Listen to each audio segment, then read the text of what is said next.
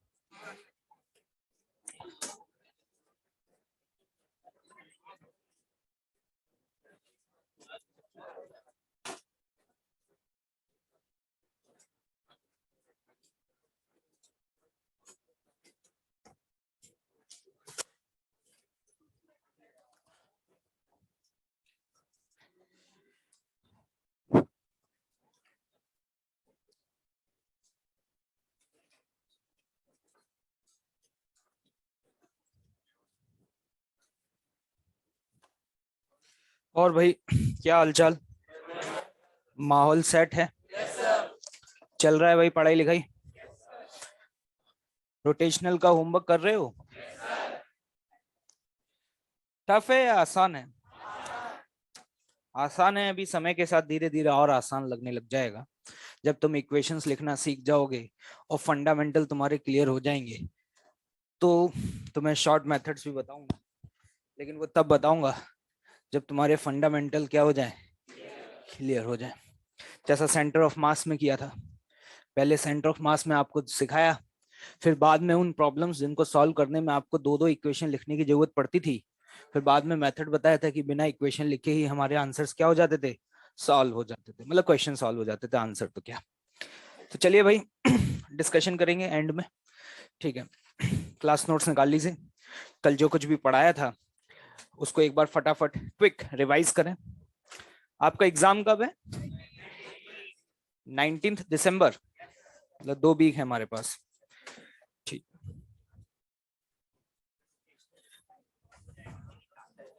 नहीं, रोटेशन भी आएगा, रोटेशन के आगे वाले 2-3 चैप्टर वो भी आ जाएंगे तब तक। रोटेशन तो अभी वाइंड अप हो जाएगा इसी वीक में, ठीक।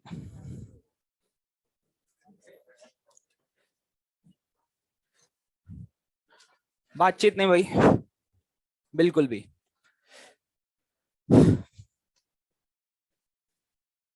चलिए, तो मैंने आप लोगों को सीआरटीएम में सबसे पहले काइनेमेटिक्स के बारे में चर्चा करी। काइनेमेटिक्स में हम लोगों ने देखा कि किसी भी गिवन बॉडी जो कि सीआरटीएम परफॉर्म कर रही है, उसके ऊपर प्रेजेंट किसी पॉइंट की, कोई भी पॉइंट हो सकता है जनरल पॉइंट, उसकी वेलोसिटी और एक्सेलरेशन क्या होगा, या हम कैसे कैलकुलेट करते हैं। मान लो किसी एक पर्टिकुलर पॉइंट की आपको वेलोसिटी और ओमेगा दिया हो, और किसी दूसरे पॉइंट के बारे में अगर आपके सामने जनाब चर्चा की जाए, तो क्या आप उस पॉइंट के बारे में वेलोसिटी और एक्सेलरेशन पर कमेंट कर सकते हो या नहीं? आसान है ना भाई, ठीक है। उसके बाद कल हमने देखा रोलिंग मोशन। रोलिंग मोशन सीआरटीएम का ही एक स्पेशल केस है। रोलिंग का मतलब होता है सिंपल हमारे लिए, नो स्लिपिंग। या हम ये कह सकते हैं कि जहां पे दो डिफरेंट बॉडीज के पॉइंट कांटेक्ट में हैं, उस पॉइंट ऑफ कांटेक्ट की रिलेटिव वेलोसिटी जीरो होनी चाहिए। या इसी बात को बोलने का एक तरीका यह है कि उन पॉइंट ऑफ कांटेक्ट की वेलोसिटी क्या होनी चाहिए, सेम होनी चाहिए। क्या ये सारी चर्चा हो चुकी है भाई? किसी को कोई डाउट? चलिए, अब हम सीआरटीएम में one of the most important part, ठीक है, and that is dynamics of CRTM. अब तक हमने जो कुछ भी पढ़ा सीआरटीएम में, उस पर आपको कुछ ज्यादा न्यूमेरिकल देखने को नहीं मिलेंगे। मतलब पूरी शीट में गिनती के 10 न्यूमेरिकल मिलेंगे जो आपने अभी तक देखे होंगे। काइनेमेटिक्स ऑफ सीआरटीएम पे बहुत ज्यादा न्यूमेरिकल्स पूछे नहीं जाते। जो न्यूमेरिकल्स पूछे जाते हैं, या जहां से सबसे ज्यादा क्वेश्चंस पूछे जाने की प्रोबेबिलिटी है, that will be the dynamics of सीआरटीएम।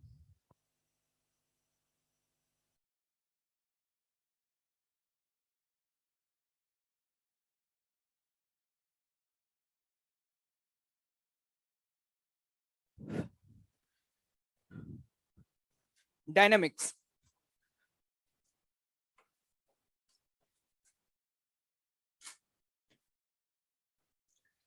तो देखिए डायनेमिक्स ऑफ सीआरटीएम,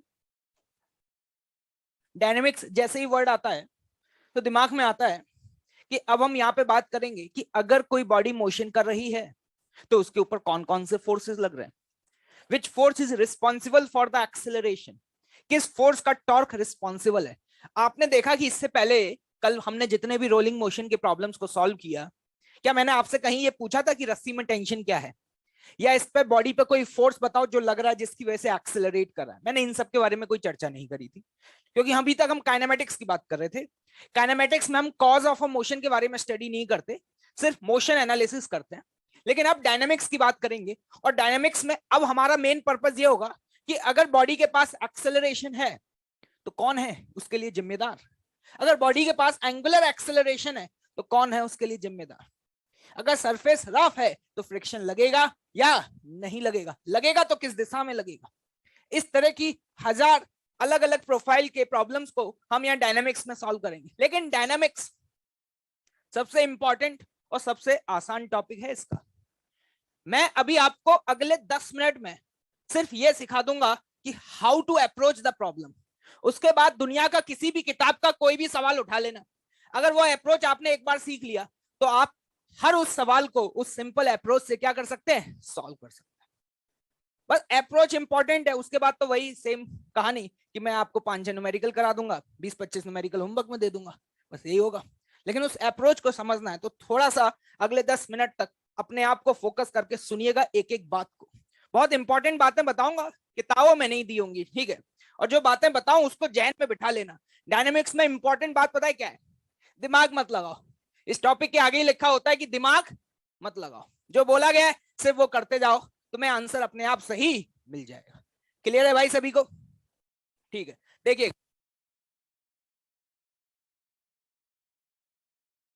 जैसे कि फॉर एग्जाम्पल मैं एक ऐसे ही, ये बॉडी कोई भी हो सकती है, कोई भी आर्बिट्रेरी शेप का, ठीक है, मान लेते हैं एक रॉड ले ली, क्या ले ली, रॉड, ठीक है, और मान लो इस रॉड के ऊपर, ये एक रॉड एक स्मूथ सरफेस पर रखा हुआ है और इसके ऊपर हमने यहाँ पे एक फोर्स लगाया एफ।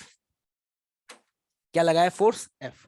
इस फोर्स के अलावा इस बॉडी के ऊपर और कोई भी फोर्सेस नहीं है, ठीक है, हॉरिजॉन्टल सरफेस पर रखा हुआ है। मुझसे पूछा गया कि ये बता दो कि इस बॉडी का एक्सेलरेशन ऑफ सेंटर ऑफ मास क्या होगा और angular acceleration of a rod क्या होगा। जनरली ज्यादातर सवाल आपसे यही पूछे जाते हैं, एसीएम और अल्फा ऑफ अ रॉड। तो हमेशा याद रखना, डायनामिक्स में सबसे पहले जो भी बॉडी सीआरटीएम कर रही है उसके लिए मैं 2 वेरिएबल्स एज्यूम करूंगा। पहला कि सेंटर ऑफ मास का एक्सेलरेशन एज्यूम करूंगा, मान लिया वो कितना है, ए नॉट। हमेशा किसका एक्सेलरेशन एज्यूम करना है, सेंटर ऑफ मास का। थोड़ी देर में समझ आ जाएगा क्यों। फिर उसके बाद आप एज्यूम करेंगे दूसरा क्या, अल्फा। आपका जो मन करे उस सेंस में आप अल्फा को मान सकते हैं, ठीक है। जैसे कि मुझे अभी ऐसा फील आ रहा है कि इस रॉड पे फोर्स ऐसे लगेगा तो ऐसे जाएगा, तो मैंने ऐसे मान लिया। किसी को मान लो फील ही नहीं आ रही, मान लो आगे जाकर के ऐसी भी सिचुएशन आ सकती है तुम्हारे सामने कि देख के समझ ही नहीं आ रहा कि क्लॉकवाइज घूमेगा या एंटी क्लॉकवाइज, तो क्या है, जो मन करे वो मान लो, इक्वेशंस लिखो, मैथ्स अपने आप बता देगा कि जो तुमने माना है वो सही है या फिर गलत है। तो सबसे पहला step, you have to assume the 2 variables. First one is what, acceleration, किसका एक्सेलरेशन, और दूसरा क्या, अल्फा। क्या क्लियर है भाई? अब देखिएगा, इसमें सबसे पहली इक्वेशन जो होगी वो होगी फोर्स एनालिसिस। क्या होगी भाइयों, फोर्स एनालिसिस। फोर्स एनालिसिस की इक्वेशन मुझे कहती है कि सिस्टम के ऊपर जो भी एक्सटर्नल फोर्स लग रहा है, the net summation of all the external forces will be equals to what, m into acm, जो कि अभी मेरा क्या है, a नॉट। आपको समझ में आ रहा होगा कि सेंटर ऑफ मास आप पढ़ चुके हैं जनाब, और वहां पे जब हम यहाँ m into a लिखते थे तो ये a किसका होता था हमेशा, इसीलिए मैंने ये माना है क्योंकि मुझे पता है इसकी जरूरत पड़ने वाली है। तो हमेशा इसीलिए सेंटर ऑफ मास के एक्सेलरेशन को एज्यूम करो, क्योंकि जब हम नेट एक्सटर्नल फोर्स बराबर m इंटू ए लिख रहे होते हैं तो उसमें a जिस पॉइंट का होता है वही पॉइंट तो क्या होता है, सेंटर ऑफ मास। यहीं से तो शुरुआत हुई थी। तो पहली इक्वेशन फोर्स एनालिसिस से लिखी जाएगी। कहां से लिखी जाएगी, फोर्स एनालिसिस से। उस सिस्टम पे लगने वाले जितने भी एक्सटर्नल फोर्सेस हैं वो बराबर m इंटू ए नॉट, ठीक है। नेक्स्ट दूसरी इक्वेशन, दूसरी इक्वेशन आएगी टॉर्क एनालिसिस। अब ये इंपॉर्टेंट, जैसे ही मैंने बोला टॉर्क एनालिसिस, तो सबसे पहले तो सवाल ये आता है कि हाँ समझ में आ गया टॉर्क कैलकुलेट करना, लेकिन टॉर्क किस पॉइंट या किस एक्सिस के अबाउट, क्योंकि whenever we discuss about the torque तो हमें सबसे पहले ये बताना चाहिए कि आप टॉर्क किस पॉइंट या किस एक्सिस के अबाउट लिख रहे हैं। तो मैं ये कहता हूं कि टॉर्क एनालिसिस आप किसी भी पॉइंट के अबाउट कर सकते हैं, कोई दिक्कत वाली बात नहीं है। लेकिन ध्यान से सुनना, आपको याद होगा जब मैंने ये इक्वेशन लिखी थी टॉर्क अबाउट एन एक्सिस बराबर आई इंटू अल्फा, क्या याद आ रहा है आपको? ये आई क्या था? एक्सिस का। तो वहां पे तो एक्सिस हमें पता थी क्योंकि वो प्योर रोटेशनल मोशन था, फिक्स्ड एक्सिस रोटेशन था या नहीं था? लेकिन यहां तो कोई एक्सिस है ही नहीं, यहां तो ये बॉडी घूमते हुए कहां जा रही है? आगे जा रही है। तुम जिस पॉइंट पे बैठ जाओ वही एक्सिस। लेकिन याद करो कि ये इक्वेशन जब मैंने लिखी थी तो उसके आगे ये भी लिखा था कि this is valid only in a inertial frame, क्योंकि न्यूटन सेकंड लॉ ही तो है, F बराबर एम ए। क्या दुनिया के हर फ्रेम में वैलिड है? F बराबर एम ए हम सिर्फ और सिर्फ इनर्शियल फ्रेम्स में लगा सकते हैं। इनर्शियल का मतलब होता है एक ऐसा फ्रेम जिसका एक्सेलरेशन क्या हो? 0। लेकिन बिल्लू जिद पे अड़ गया था कि मैं तो नॉन इनर्शियल में भी लगाऊंगा, तो हमने कहा कोई दिक्कत नहीं है, लेकिन उसके लिए फिर हमने एक करेक्शन फैक्टर ऐड कर दिया था, क्या? Pseudo force. तो उसी तरीके से ये जो इक्वेशन है this is valid only in inertial frames. Inertial frame का मतलब जिस फ्रेम का एक्सेलरेशन क्या हो? 0। अब यार ये रॉड तो घूमते हुए आगे जा रही है, तो इसके तो अलग अलग पॉइंट का एक्सेलरेशन अलग अलग होगा। तो या तो आप वो फाइंड करो कि ऐसा कौन सा पॉइंट होगा जिसका एक्सेलरेशन 0 हो, जो कि हमारे बस का काम नहीं है, क्योंकि हमें ए और अल्फा ही नहीं पता। तो वो पॉइंट तो फाइंड करना बहुत ही मुश्किल है जिसका एक्सेलरेशन क्या हो? 0। तो हमने कहा कि बिल्लू की बात मान लेते हैं कि हम इस इक्वेशन को नॉन इनर्शियल फ्रेम में ही लगाएं। किस में लगाएं? Non inertial frame. टॉर्क बराबर आई अल्फा हम नॉन इनर्शियल फ्रेम में भी लगा सकते हैं, लेकिन शर्त यह है कि you have to consider the torque of a pseudo force. किसका टॉर्क लेना पड़ेगा? स्यूडो फोर्स का। जैसे हम वहां कहते थे कि फोर्स लगाना पड़ेगा जिसको स्यूडो बोलते हैं, उसी तरीके से ये इक्वेशन नॉन इनर्शियल फ्रेम में भी चलेगी, लेकिन you have to consider the torque of a pseudo force. मैंने कल बताया था कि स्यूडो फोर्स का टॉर्क निकालना हो तो स्यूडो फोर्स को कहां लगा देना? सेंटर ऑफ मास पर। तो इंटरेस्टिंग बात यह है, या ध्यान से देखना, मैंने कहा टॉर्क एनालिसिस करेंगे तो सबसे पहले मैं आपको बेनिफिट बताता हूं। सबसे favourable point, most favourable point जो है that is about centre of मास। क्यों? देखिएगा, अगर मैं सेंटर ऑफ मास पे बैठ गया, मैंने कहा बिल्लू सेंटर ऑफ मास पे जाके बैठ जाओ, बिल्लू बैठ गया, लेकिन कहा कि सर सेंटर ऑफ मास का एक्सेलरेशन ए नॉट है, तो मैं इस पे स्यूडो फोर्स लगाऊंगा। क्या लगाऊंगा? Pseudo force. और स्यूडो फोर्स हमेशा कहां लगेगा? सेंटर ऑफ मास पे। कितना लगेगा पीछे? m इंटू ए नॉट, और यहां पे क्या लग रहा है? F। लेकिन इंटरेस्टिंग बात यह है कि सेंटर ऑफ मास पर बैठ के अगर तुम टॉर्क एनालिसिस करोगे तो स्यूडो फोर्स का टॉर्क हमेशा क्या आएगा? 0। तो जिन लोगों को ये पता ही नहीं होता ना स्यूडो फोर्स नाम की कोई चीज भी होती है, उनके भी सवाल सही हो जाते हैं। मान लो जल्दबाजी में तुम भूल ही गए कि स्यूडो फोर्स भी लगाना है, और तुमने तो चुपचाप से इसके अबाउट टॉर्क एनालिसिस कर दिया। तुम्हें स्यूडो फोर्स नाम की चिड़िया का नाम भी नहीं पता, या तुम्हें याद ही नहीं आया ऐसा कुछ होता है, तो भी तुम्हारा आंसर क्या आ जाएगा? सही आ जाएगा, क्योंकि इस पॉइंट के अबाउट तो स्यूडो फोर्स का टॉर्क ही क्या हो जाएगा? 0। इसीलिए बोला जाता है, किताबों में ये लिखा होता है कि हमेशा torque analysis centre of mass के ही अबाउट करते हैं। ऐसा नहीं है, वो लिख जरूर देते हैं, कर तो हम किसी भी पॉइंट के अबाउट सकते हैं, वो मैं दिखाऊंगा भी करके तुम्हें अलग पॉइंट्स के अबाउट भी, लेकिन सेंटर ऑफ मास के अबाउट करने से सवाल के गलत होने की संभावना क्या होती है? कम होती है। क्यों? क्योंकि स्यूडो फोर्स का टॉर्क सेंटर ऑफ मास के अबाउट क्या होता है? 0। तो अगर मैं इस पॉइंट पे बैठ करके इक्वेशन लगाऊंगा तो डिस्टेंस कितना है? तो देखना सीधे सीधे क्या लिखी जाएगी इक्वेशन, जल्दी बताओ। F इंटू बराबर आई, इस पे बैठ गया तो यही एक्सिस है, और इस एक्सिस के अबाउट क्या होगा? इंटू, कोई दिक्कत वाली बात नहीं। अब किसी को स्यूडो नाम बारे में ना भी पता हो, किसी ने अगर ये एम ए नॉट लगाना ही भूल गया हो, तो भी कोई दिक्कत वाली बात नहीं है। इसलिए कहते हैं कि torque analysis centre of mass के अबाउट करना चाहिए। लेकिन ऐसा नहीं है कि सिर्फ इसी के अबाउट कर सकते हैं, मैं तो कहता हूं कि आपको आना तो चाहिए, क्योंकि अगर आपको आया तो बहुत सारे ऐसे सवाल होंगे जो सटाक से एक लाइन में निकल जाएंगे। बिल्लू ने एकदम से इसको देखा तो एकदम से कहा सर, मैंने कहा बेटे सर मैं इसके अबाउट कर लूं तो, मैंने कहा किसके अबाउट? सर इसके अबाउट। मैंने कहा क्यों भाई? क्योंकि सर अगर मैं इसके अबाउट करूंगा ना तो एफ का टॉर्क क्या हो जाएगा? 0। मैंने कहा कोई दिक्कत वाली बात नहीं है, जो बिल्लू बोल रहा है उसकी भी बात मान लेते हैं। मान लो इस पॉइंट का नाम रख दिया ए। क्या रख दिया? ए। तो अब मैं यहाँ पे टॉर्क एनालिसिस अबाउट ए कर रहा हूं, अबाउट ए। बिल्लू बोल रहा है उसकी बात को भी सुन लेते हैं। उसने क्या बोला भाई कि ए के अबाउट करेंगे, लेकिन ए का एक्सेलरेशन क्या 0 है क्या? अगर मैं आपसे पूछूं कि what is the acceleration of A, या ध्यान से देखना, ए का एक्सेलरेशन अगर पूछा जाए तो चलने की वजह से कितना होगा? A naught. और घूमने की वजह से कितना होगा? मानते हो भाई? क्या ये पॉइंट का इतना एक्सेलरेशन है या नहीं है? तो एक बात बताओ, ए इनर्शियल फ्रेम है या नॉन इनर्शियल? और अगर आपका बिल्लू इसी पॉइंट पे बैठ गया, क्या ये आपकी एक्सेस हो गई? क्योंकि जिस पॉइंट पे बैठ गए वही पॉइंट क्या हो गया? रेस्ट पे आ गया। आप इस पॉइंट पे जाकर के बैठ गए, इसी से पूछ रहे हो बता भाई तेरे क्या हाल है, वो कहेगा मैं तो रेस्ट पे हूं। तो इसका मतलब ये एक्सेस है। ये क्या है आपके लिए? एक्सेस।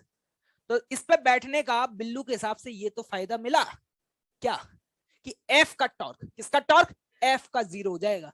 लेकिन अभी स्यूडो का टॉर्क 0 नहीं। तुम इक्वेशन किसी की भी अबाउट लगा लो, अल्फा हमेशा आ जाएगा। स्यूडो कहां लगता है? आगे या पीछे? अगर इसका एक्सेलरेशन आगे तो यहाँ पे कहां लगेगा? पीछे। कितना लगेगा? m into acceleration of A, और ए कितना है? A not plus l/2 into alpha. हवा लग रही है? तो बिल्लू की बात हमने मान ली, torque analysis about point A कर रहे हैं। लेकिन देखिएगा इक्वेशन क्या लिखेंगे, एफ का टॉर्क 0, लेकिन स्यूडो का टॉर्क आएगा। स्यूडो फोर्स कितना है? A not plus l/2 into alpha. कितने डिस्टेंस पर है यहां से? l/2 बराबर आई। लेकिन आई किसके अबाउट? इसके अबाउट। ml²/12 या ml²/3? ml²/3 इंटू, लगाओ, मैंने बोला ना किसी भी पॉइंट के अबाउट लगाओ। टॉर्क बराबर आई अल्फा, दुनिया में किसी भी पॉइंट के अबाउट लगा सकते हैं, लेकिन शर्त ये है कि जिस पॉइंट के अबाउट लगा रहे हो अगर उसका एक्सेलरेशन ए है तो you have to consider the torque of a pseudo force, and pseudo force का टॉर्क निकालना है तो स्यूडो को कहां लगाएंगे? Centre of. तुम चाहे इस इक्वेशन से आंसर निकाल लो या चाहे इस इक्वेशन से आंसर निकाल लो, ये मेरी गारंटी है कि दोनों केस में अल्फा क्या आएगा? सेम है। लेकिन जनरली हम इस वाले मेथड को ज्यादा प्रेफर करते हैं। क्यों? क्योंकि इस वाले में जो रियल फोर्सेस हैं उनका ही टॉर्क लिखना पड़ता है, क्योंकि आधी जनता को तो ये पता ही नहीं चलता कि स्यूडो कब लगेगा और कब नहीं लगेगा। तो इसीलिए ये वाला हम ज्यादातर प्रेफर करते हैं। लेकिन अगर रिस्क लेने की ही आदत है तो इस वाले का अलग ही मजा है, इस वाले का अलग ही मजा है। बस ये है कि शुरुआत में थोड़ी सी तकलीफ होगी, लेकिन तकलीफ होने के बाद फिर बाद में तुम्हें लगेगा वाकई यार आनंद आ गया। ठीक है, क्या ये बात क्लियर है भाई? नहीं आया समझ में? तो टॉर्क एनालिसिस हम किसी भी पॉइंट के अबाउट कर सकते हैं। तो सुनिएगा, स्टेप नंबर 1 ये, स्टेप नंबर 2 ये। ठीक है भाई, दो इक्वेशन लिख लेंगे, फिर दोनों इक्वेशंस को देखेंगे। पहली वाली को देखेंगे, फिर दूसरी वाली को देखेंगे। क्या देखना है भाई उसमें? उसमें ये देखेंगे कि हमारे पास कितनी इक्वेशन और कितने वेरिएबल है। अगर 2 इक्वेशन और 2 वेरिएबल है तो काम हो गया, निपट गया, जय श्री राम।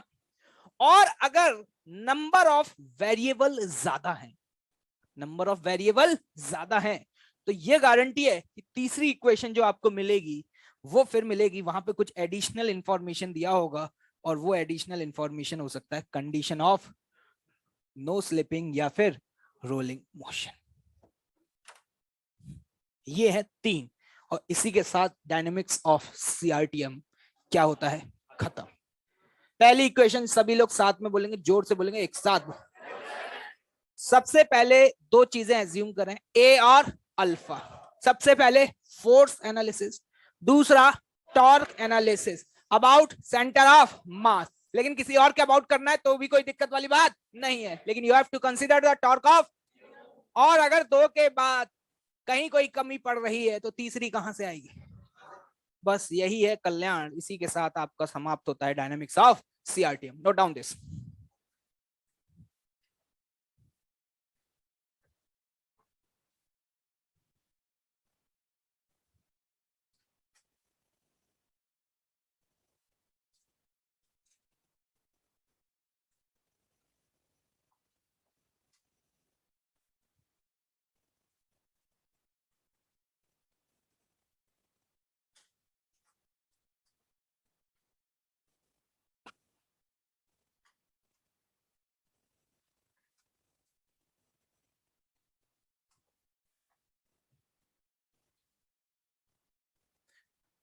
कहाँ थे भाई सब कल? हाँ खड़े हो जाओ इज्जत के साथ। हम्म। कहाँ घूमने गए हुए थे? Seven wonders? किसके साथ? क्या चंबल गार्डन? बताओ। तो फिर इससे दुख की बात क्या हो सकती है? मुझे लगा इस टाइम को तुमने कहीं अच्छे से यूटिलाइज किया होगा।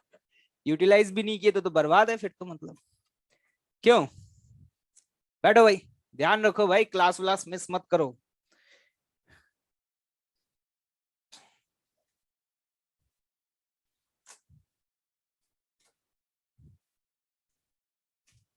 छाप लिए?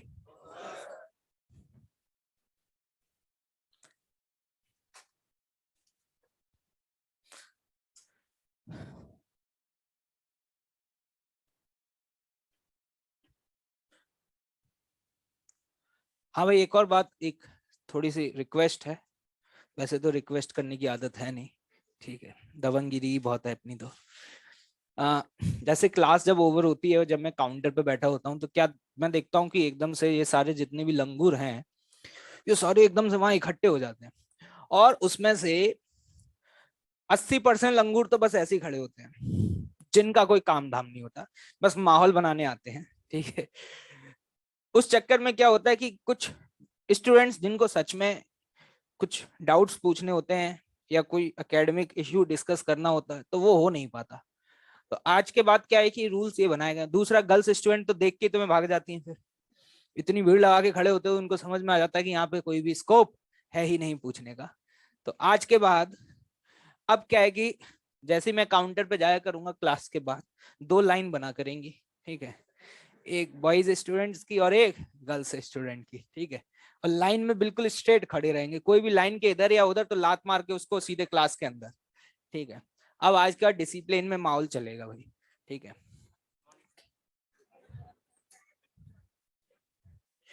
और अगर डिसिप्लिन नहीं रहा तो तुम में से बंसल साहब को मॉनिटर बना देंगे, काफी सिंसियर स्टूडेंट है। एक बार जोरदार तालियां बजा दी जाए बंसल साहब के लिए।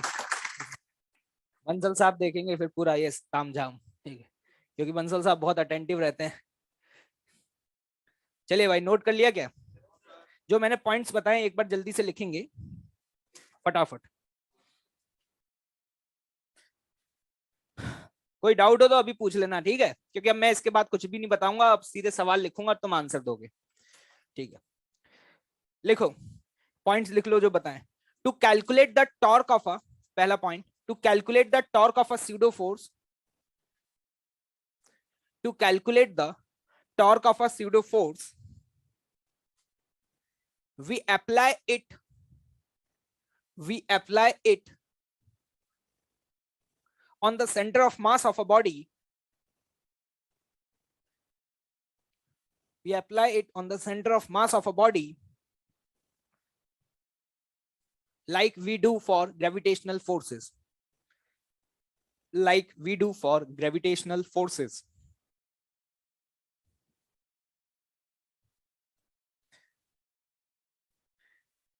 Next point, if we apply equation number 2, if we apply equation number 2 in a non-inertial frame, in a non-inertial frame, then we have to consider, then we have to consider the torque of a, then we have to consider the torque of a pseudo force also, torque of a pseudo force also.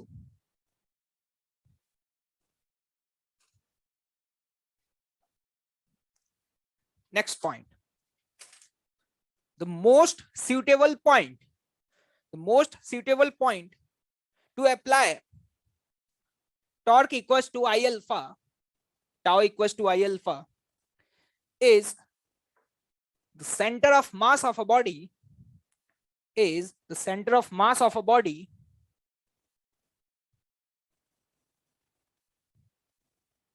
because torque of pseudo force about center of mass is zero, because the torque of pseudo force about the center of mass is zero.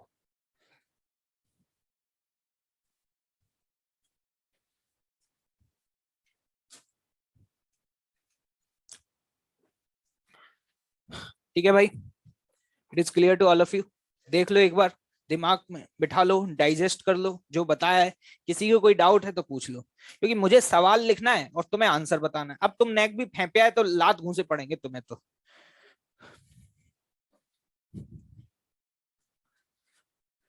Rough कर दूं इसे?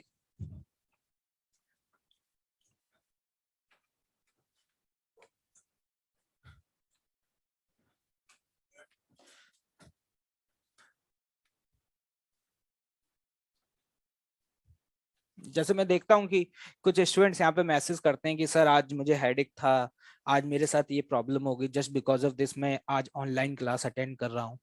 अच्छी बात है ना? लेकिन मतलब ये तो तुम्हारी अच्छी किस्मत है कि तुम्हें इस समय ऑनलाइन प्लस ऑफलाइन मतलब एक हाइब्रिड मोड मिल गया है, तो दोनों तरह की फैसिलिटीज हैं। इट्स योर पर्सनल चॉइस, अच्छी बात है। लेकिन अब इससे क्या ना, हमारी आदतें बिगड़ रही हैं। 12th में ये सब नहीं मिलेगा, ये बिल्कुल बंद हो जाएगा। ये सब ऑनलाइन ऑनलाइन जितने भी तामझाम है ना, ये सब 12th में जैसे ही एंटर करोगे ये सब क्या हो जाएंगे, बंद हो जाएंगे। और तुमने अगर ये आदत बना ली, जैसे मुझे कुछ लोगों के बारे में पता चला कि वो पहले यहाँ ऑफलाइन भी पढ़ते हैं, फिर घर जाकर के ऑनलाइन में उन क्लिप्स को दोबारा देखते हैं जो उनको पहली बार में समझ नहीं आई थी, और लगभग 1 घंटे तक दोबारा वीडियोस देखते हैं, है ना?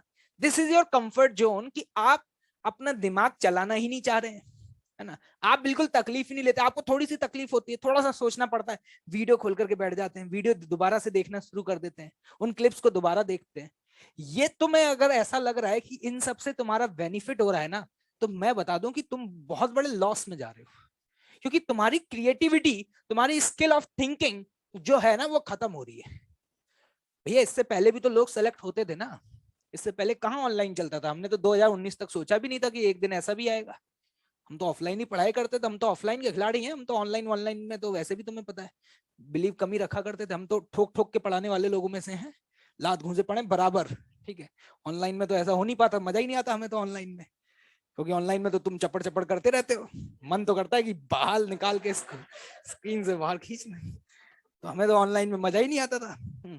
ऑफलाइन में मजा आता है, दे दनादन होमवर्क चेक हो रहा है, घूसे घूसे पढ़ रहे हैं, अलग ही फील आ जाती है एकदम, है ना? तो क्या है कि अब कुछ लोगों ने इसको हैबिट बना लिया है। अब क्या है, आदत बन जाएगी। 12th में जैसे ही एंटर करोगे तो ये तकलीफ देगा, क्योंकि तुम्हारी हैबिट में होगा कि यार आज दर्द हो रहा है, आज घर से क्लास कर लेते हैं, चलो आज क्लास अपने हिसाब से कर लेते हैं। जब 12th में जाओगे तो ये सारी फैसिलिटीज बिल्कुल बंद। और फिर ऐसे स्टूडेंट जो इतने कंफर्ट में जी रहे हैं कि सर मेरे को हेडेक हो रहा था, अभी इस उम्र में हेडेक होता है तुम्हें? हमने सुना है हेडेक 50 साल 60 साल की उम्र में लोगों को हुआ करता है?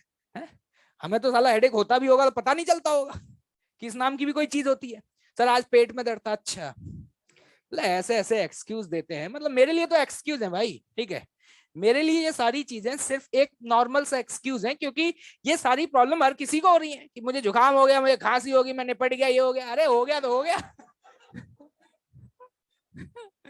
अबे आगे बढ़ो ना, क्या मतलब है?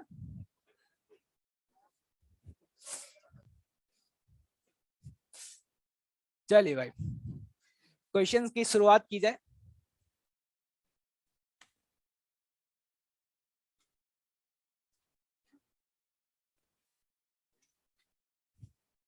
ये एक डिस्क है, सवाल सुनिएगा आराम से। इसका मास m है, रेडियस r है, ठीक है भाई? डिस्क है जिसका मास m है, रेडियस r है। नीचे वाली सरफेस रफ है, इस पे फोर्स लगाया, ठीक है। क्वेश्चन लिखिएगा, friction is sufficient to prevent the slipping, friction is sufficient to prevent the slipping, find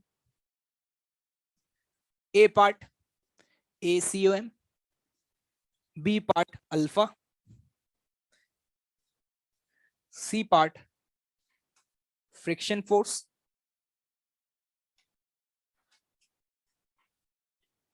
and the D part minimum mu for no slipping. चलिए,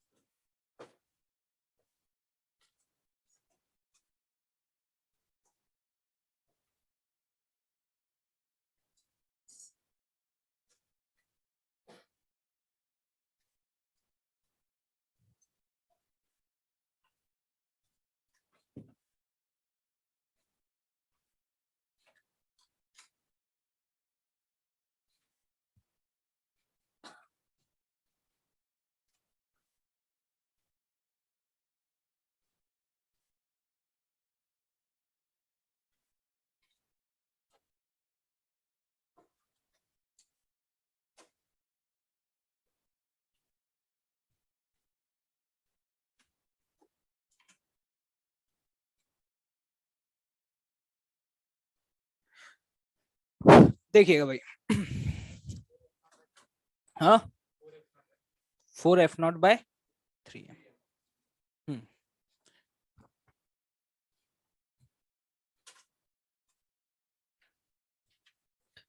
चलिए देखिएगा, मैं स्टार्ट कर रहा हूं, शांति से देखिएगा और समझते जाइएगा। पहला सवाल है, आराम से बताऊंगा, ठीक है, कोई जल्दबाजी नहीं है मुझे।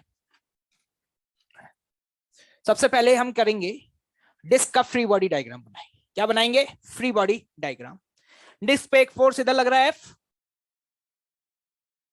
नीचे वाली सरफेस रफ है, तो हो सकता है शायद फ्रिक्शन लग रहा हो, लेकिन मुझे नहीं पता लगेगा या नहीं लगेगा, आई डोंट नो। लेकिन ये भी नहीं पता किधर लगेगा, तो जो मन करे वो मान लो। जैसे मेरा मन कर रहा है, पता नहीं, ऐसा दिल कह रहा है कि शायद फ्रिक्शन पीछे लगेगा, मुझे पता नहीं है लगेगा कि नहीं लगेगा, पीछे लगेगा या फिर आगे।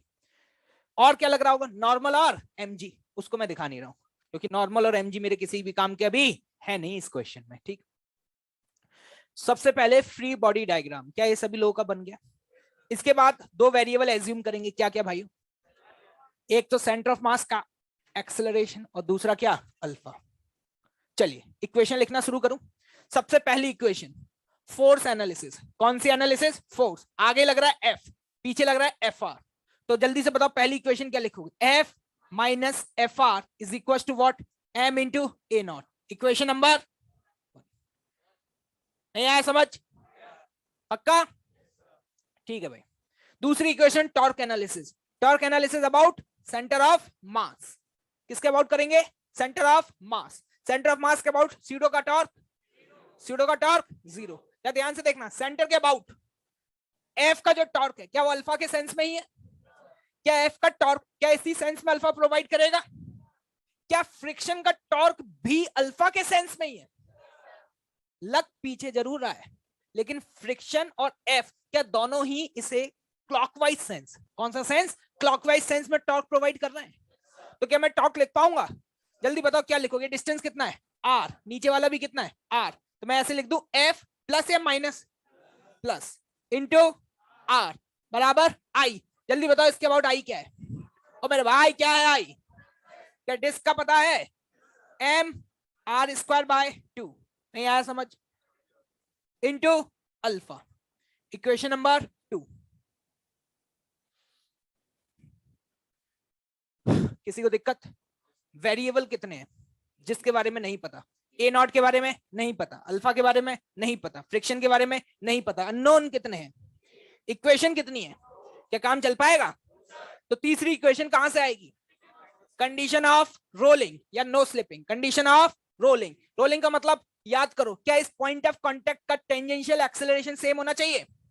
तो मैं कहूंगा कि देखो इस पॉइंट का टेंजेंशियल एक्सेलरेशन ए नॉट आगे था, पीछे कितना था आर अल्फा, नीचे वाली सरफेस क्या है फिक्स्ड। लिखने का तरीका समझना, गलती नहीं होनी चाहिए। मैं ऐसे लिखता हूं भैया, ए नॉट माइनस आर अल्फा बराबर 0। इस केस में 0 है, क्या दुनिया में हर केस में 0 होगा? जरूरी है क्या? तो यहां से मैं बोल सकता हूं कि इसको सॉल्व करें फर्दर, तो यहां से हम लिख सकते हैं कि ए नॉट की जो वैल्यू है वो किसके बराबर आ गई? R alpha. Equation number 3। Solve करना बहुत आसान होता है, ठीक है। यहाँ पे आप अल्फा की वैल्यू लिख सकते हैं ए बाय आर, आर से आर क्या हो जाएगा? कैंसिल आउट हो जाएगा, ठीक है। मतलब इन इक्वेशंस को अगर सिंप्लीफाई करें, मतलब इन दोनों इक्वेशंस को एक साथ मिला दूं, है ना, और आर से डिवाइड कर दूं, तो ये इक्वेशन बन जाएगी F plus F R is equal to M A by 2। देख लो आराम से कैसे लिखा, समझ आ रहा है? अब ये वाली इक्वेशन और ये वाली इक्वेशन, मान लो इस इक्वेशन का नाम रख देते हैं कोई इक्वेशन नंबर 4। अगर 1 और 4 को जोड़ दिया जाए, क्या आंसर आ जाएगा? जैसे ही जोड़ोगे तो ए आ जाएगा। क्या आ जाएगा? ए। तो बताओ जल्दी से ए की वैल्यू क्या आ रही है?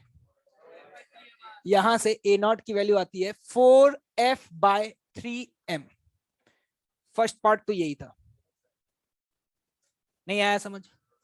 ए पार्ट सॉल्व, बी पार्ट में क्या पूछा है? अब सब कुछ सॉल्व हो चुका है, सब कुछ हो गया। अल्फा पूछा है, अल्फा तो क्या ए बाय आर, तो सीधे सीधे क्या लिख देंगे? 4f/3mr। क्लियर है भाई? C part friction force. एक बात बताओ, क्या यहाँ पे ए नॉट की वैल्यू पुट कर दूं? अगर ए नॉट की वैल्यू पुट करें तो ध्यान से देखना, एफ माइनस फ्रिक्शन के बारे में नहीं पता, M into A naught. A naught की वैल्यू कितनी है? 4f/3m। एम से एम कैंसिल, यहां से फ्रिक्शन की वैल्यू कितनी आ रही है? -f/3। माइनस क्या बता रहा है? देख लो भाई, तुम्हें टेंशन लेनी है क्या भाई? मेरा फील कह रहा था कि फ्रिक्शन पीछे लगेगा, क्या मेरी फील सही है गलत है? जब मेरी फील ही गलत होगी तो तुम्हारी सही हो सकती है क्या? ऐसा कोई जरूरी नहीं है। तो तुम्हारा जो मन करे वहां मानो, मैथ्स अपने आप बताएगा कि फ्रिक्शन आगे लगेगा, पीछे लगेगा, या फिर नहीं लगेगा, या फिर नहीं लगेगा। उसकी टेंशन है, अपन को टेंशन लेने की कोई जरूरत नहीं है। अब ये आ गया डी पार्ट पर, तो सिंपल सी बात है, जो भी फ्रिक्शन की वैल्यू निकाली है दैट इज व्हाट? f/3। उसको बराबर कर दो किसके? Mu into N. और नॉर्मल की वैल्यू कितनी है? mg। तो यहां से म्यू की मिनिमम वैल्यू आ जाएगी, दैट इज व्हाट? f/3m। बताओ भाई, देख देख करके मत लिखो भाई, कोई दिक्कत है यहाँ पर? ऐसी कोई इक्वेशन जो तुम्हें समझ में नहीं आई हो, देख के समझ में आ गया कि फ्रिक्शन आगे की दिशा में लगेगा, कितना लगेगा? f/3 माइनस तो क्या बता रहा है? डायरेक्शन। क्या ये मेथड सभी को समझ आया? अरे हाँ या ना? पक्का? कितने लोग हैं जिनको समझ में नहीं आया?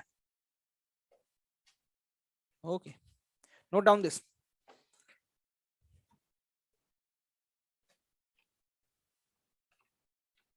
खड़े हो जाओ।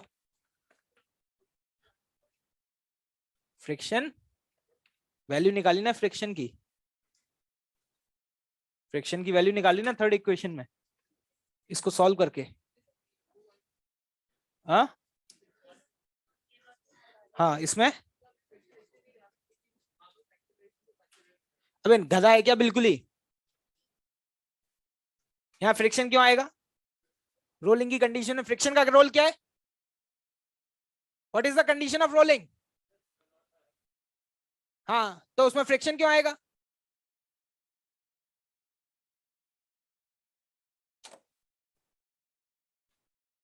रोलिंग में तो हम बस वैसे भी अल्फा और ए में ही तो रिलेशन निकालते हैं भाई, वहां कोई फोर्स वोर्स की चर्चा होती है क्या?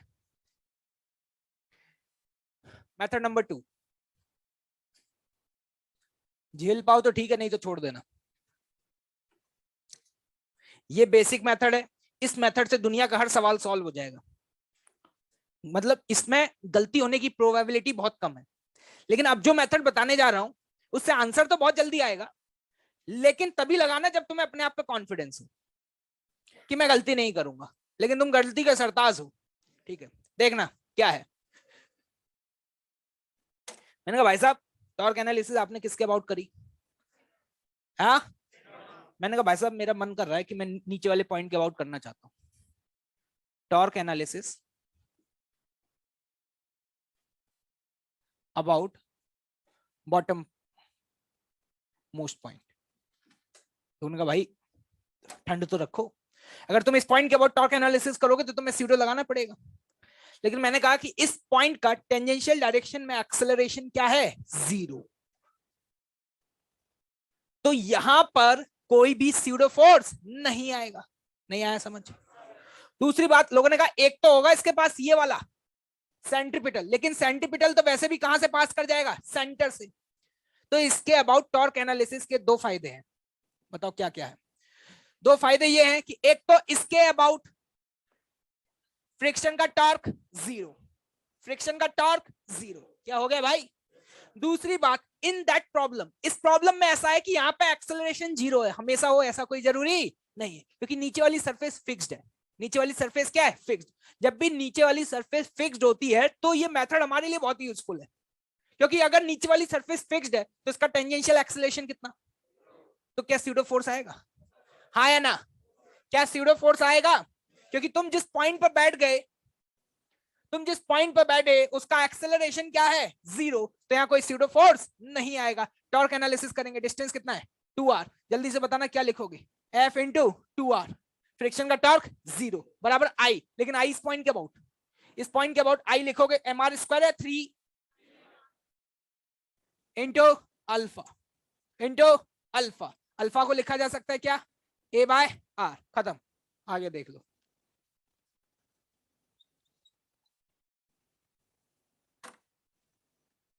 कैसे देख रहे हैं, देखो अबे नहीं आया। बस ये है कि इसमें आपको ये इक्वेशंस बनाने की जरूरत नहीं पड़ी, सीधे एक इक्वेशन से ही काम हो गया। ए आ गया तो सब कुछ आ गया, ए आ गया तो सब कुछ आ गया, ए आ गया, अल्फा आ गया, फ्रिक्शन आ गया, जो पूछा जाए वो आ गया।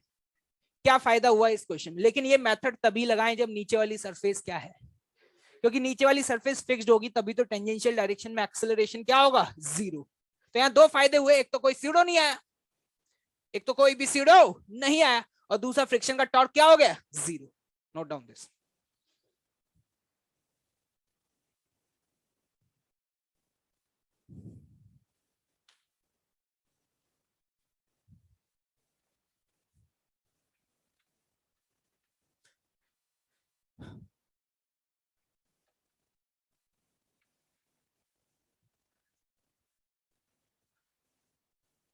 बढ़ो आगे, सीख गए? अगला क्वेश्चन,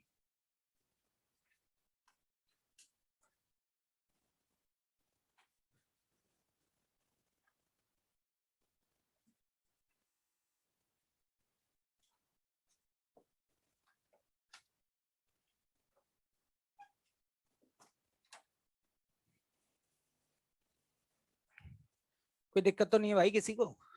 अरे मुंह तो खोल लो, समझ आ रहा है या ऐसे ही सब साफ है क्या? Yes sir. दूसरा सवाल देखिएगा जरा, डिस्क है आपके पास, क्या है, डिस्क, वही सेम डिस्क है, वही फोर्स F0 लगा है, लेकिन अभी नीचे वाली सरफेस स्मूथ है, नीचे वाली सरफेस पे कोई भी फ्रिक्शन नहीं है, ठीक। सिर्फ आपने F0 फोर्स लगाया। Find A part, A COM, B part alpha, C part, ये जो पॉइंट P दिखाई दे रहा है, कौन सा पॉइंट P, उसका एक्सेलेरेशन बताना है, पॉइंट P का एक्सेलेरेशन क्या होगा। और D part, distance travelled by center of mass when disk rotate by 2 pi radian या 1 full rotation।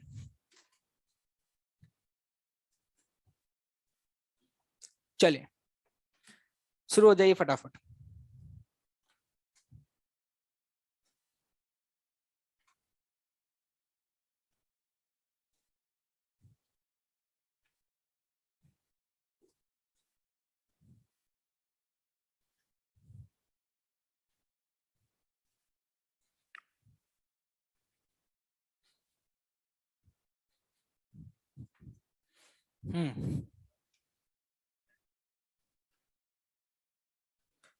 सेंट्रिपिटल सीधे सेंटर से पास हो जाएगा ये बोला था, तो उसका कोई टॉर्क आएगा ही नहीं।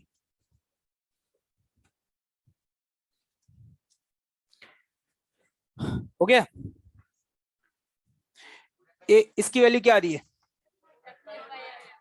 F naught by M. ये तो बहुत आसान है, ये उसका 20% भी नहीं है, इसमें तो कुछ करना ही नहीं है।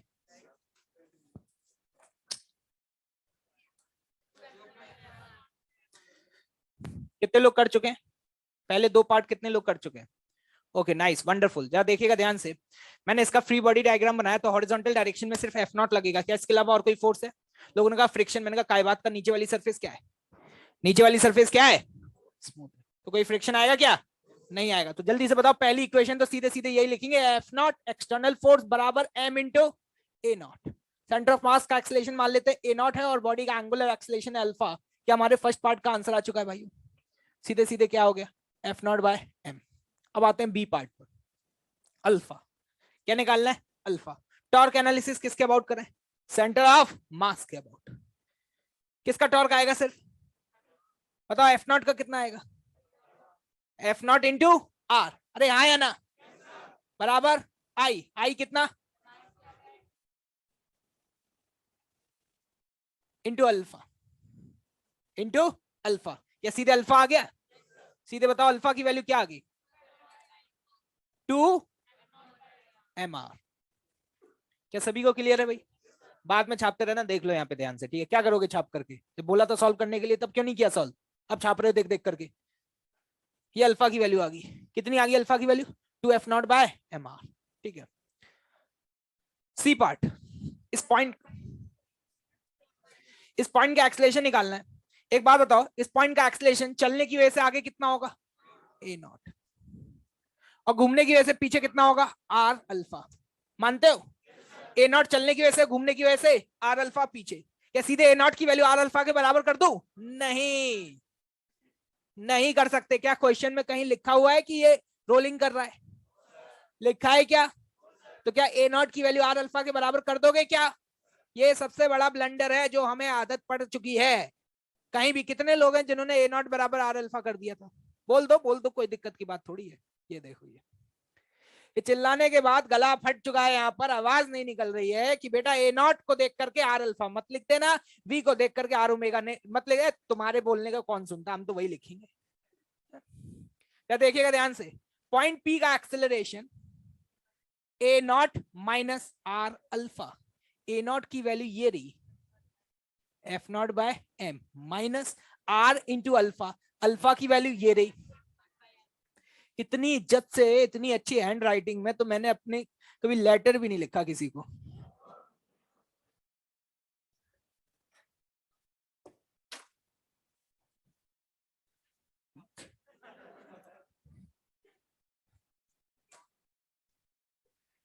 क्या लग रहा है, कुछ समझ में आया तुम्हें? है ए बराबर आर अल्फा होता है।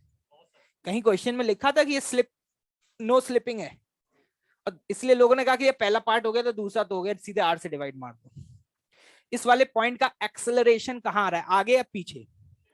ये जो पॉइंट कांटेक्ट में, ये किधर स्लिप हो रहा है, आगे या पीछे? पीछे। अगर ये पीछे जा रहा है, और अब पिछले वाले क्वेश्चन से कनेक्ट करो, अगर फ्रिक्शन होता, अगर फ्रिक्शन होता तो फ्रिक्शन ये चाहता कि यहाँ पे स्लिपिंग ना हो, क्योंकि फ्रिक्शन चाहता है कि दो बॉडी जो कांटेक्ट में है वो साथ साथ चले। तो फ्रिक्शन कहां लगता, आगे या पीछे? आगे। तभी तो आगे आया था पिछले वाले सवाल में। देखो कैसे देख रहे हैं, नहीं आया समझ? पिछले सवाल में आपका f/3 पीछे आया था आगे आया था?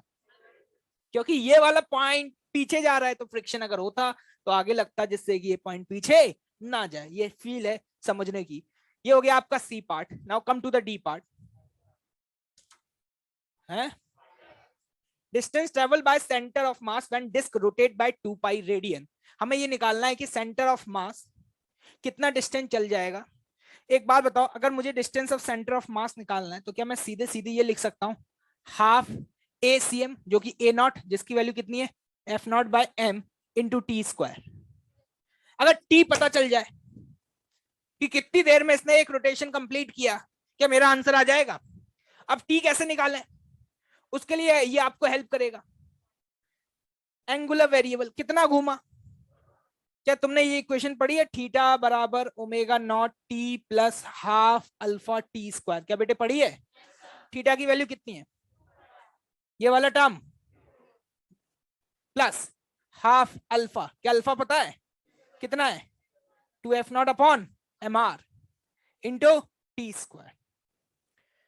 दोनों को डिवाइड मार दो, कैसे भी कर लो, या तो यहां से टी स्क्वायर की वैल्यू यहां पुट कर दो, या दोनों को डिवाइड मार दो तो टी स्क्वायर कट जाएगा, टी स्क्वायर कट जाएगा। तो बताओ कटने के बाद कितना आ रहा है पाई आर आ रहा है, पाई आर।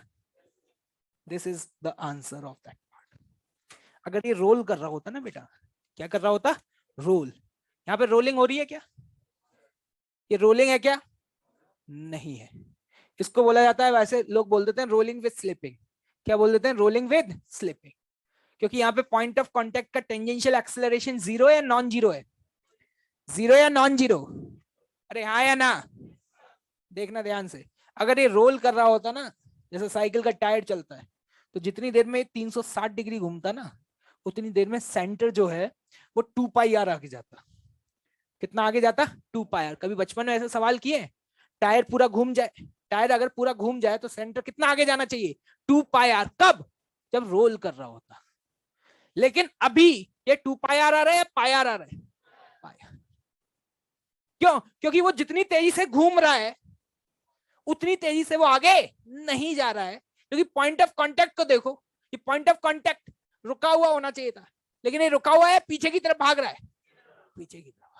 इसका आर अल्फा ज्यादा है, इसलिए देख पा रहे हो ये जो तुम्हारा डिस्टेंस आ रहा है 2 पाई आर नहीं आ रहा। लोग देखते बोलते हैं एक रोटेशन में 2 पाई आर चल जाएगा, 2 पाई आर तो तब चलता जब ये क्या कर रहा होता, rolling on a fix surface, rolling on a fix surface. इतनी सारी बातें बताई जा रही हैं, तुम्हें घंटा कुछ भी समझ में आ रहा है, तो छापो जल्दी फटाफट।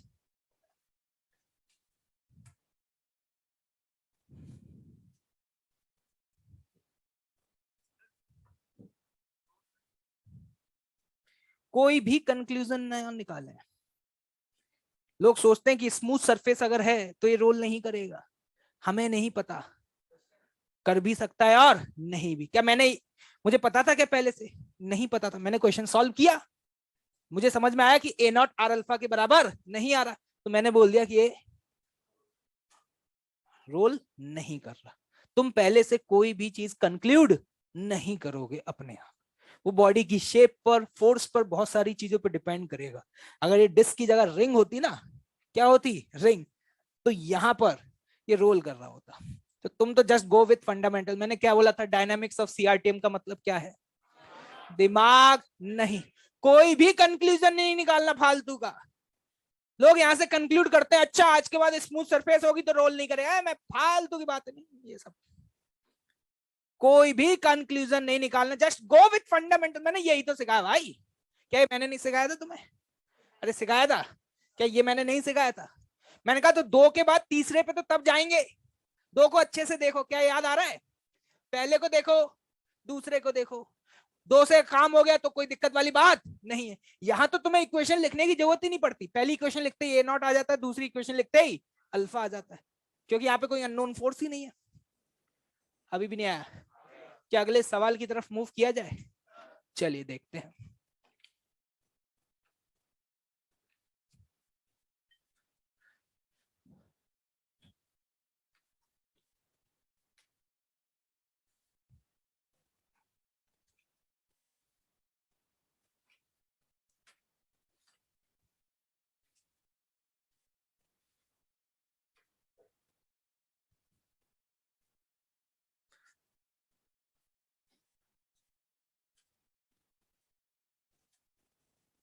मैं शेप वेप चेंज नहीं कर रहा हूँ, बस उसमें क्या है, स्पेयर ले आओ, कॉन्सेप्ट तो वही रहेगा, बस आई चेंज हो जाएगा। क्या चेंज हो जाएगा, आई। तो क्या है कि मैं एक ही शेप लेकर के काम करता हूँ, उससे थोड़ी मुझे अच्छी फील आती है, कनेक्ट कर लेता हूँ। ठीक है, तुम चाहो तो घर पे एक बार डिस्क ले लेना, एक बार रिंग ले लेना, एक बार स्पेयर ले लेना सॉलिड वाला, फिर उसका सिलेंडर ले लेना, स्क्वायर विद स्क्वायर मत लेना। स्क्वायर रोल नहीं करेगा, टॉपल मारता है, क्या मारता है, टॉपल। अच्छा ये भी होता है, कौन है ये, कौन है ऐसे शर्मा खाए रहे हो? डिस्क की तो है। अभी वो फोर्स जो हम एफ नॉट लगा रहे थे वो अपने टॉप एज पे नहीं लगाया, कहां पे लगाया? r/2 के डिस्टेंस पे। नीचे वाली सरफेस क्या है? रफ है। नीचे वाली सरफेस क्या है? रफ है। ठीक। स्टेटमेंट लिखें, no slipping, no slipping anywhere, no slipping anywhere. Find, क्या पूछूंगा समझ ही गए होगे। ऐसा करो तुम ही लोग लिख दो, मैं बैठ जाता हूं तब तक। बता दो यही मैं क्या पूछने वाला हूँ। ACM, alpha, C part, friction. करो सॉल्व। इस बार बोर्ड पे बुला के सॉल्व करवाऊंगा अब मैं। तैयार हो? बहुत देर हो गई तुम लोगों को।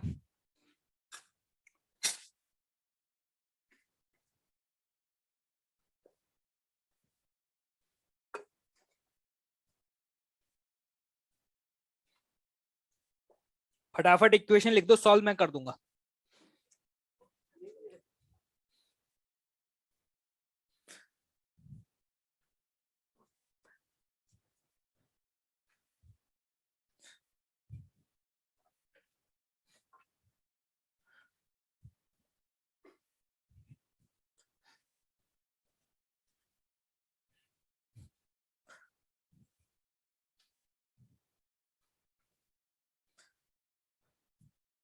ये आज ऑनलाइन वाले सो गए हैं क्या भाई लोग? कोई है ऑनलाइन में जिंदा? कौन सी भसम खा ली है बे? सस्ता नशा कर रहे हैं भाई, सो रहे हैं भाई। आज एक भी मैसेज नहीं किया भाई लोगों ने, बस 4 मैसेज आए शुरुआत में। आ गए आ गए आ गए भाई। जिंदा हो? चलो।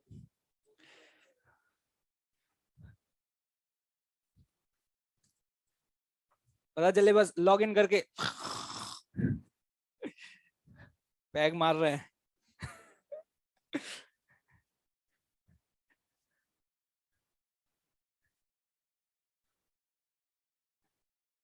अबे आंसर बताओ, आपका चश्मा कहाँ है?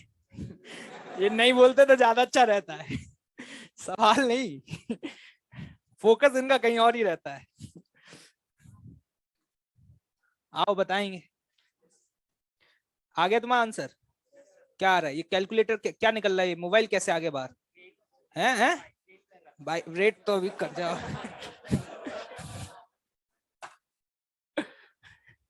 क्या आ रहा है आंसर? फ्रिक्शन कितना आ रहा है? 0 है? कितने लोगों का 0 आ रहा है? अच्छा, अभी बताता हूँ तुम्हें। डबल 0 रोल कर रहा है या स्लिप मार रहा है? रोल ही कर रहा होगा, वो तो लिखा ही है क्वेश्चन में। कुछ लोग तो इसमें भी सोच रहे हैं, ये तो मैंने सोचा ही नहीं। वो तो नालायक क्वेश्चन में लिख के दिया उसने, रोल कर रहा है। चलिए भाई, गरीब भाई बंधुओं की थोड़ी सी मदद कर देता हूँ फटाफट से। मान लेते हैं फ्रिक्शन पीछे लग रहा है। कहां लग रहा है? पीछे। एक्सलेशन ए नॉट और अल्फा। बिल्कुल देसी इक्वेशन लिखूंगा। Force analysis F not minus friction बराबर एम इंटू ए नॉट। क्या किसी को कोई तकलीफ? Equation number 1। कोई तकलीफ? दूसरी टॉर्क एनालिसिस किसके अबाउट? सेंटर ऑफ मास के। आप चाहें तो नीचे के अबाउट भी कर सकते हैं, लेकिन अभी मैं बिल्कुल जीरो लेवल से चल रहा हूं। सेंटर के अबाउट। किसके अबाउट? सेंटर। सेंटर के अबाउट करोगे तो एफ नॉट का टॉर्क आएगा एफ नॉट इंटू r/2 और फ्रिक्शन का टॉर्क आएगा एफ इंटू आर बराबर आई। आई कितना? Into alpha. ये इक्वेशन नंबर 2 आ गई। देखो पहली वाली को देखो, दूसरी वाली को देखो। कितने अननोन है? 1 2 3। तीसरी इक्वेशन क्या? ए बराबर आर अल्फा। क्या 3 इक्वेशन है भाई?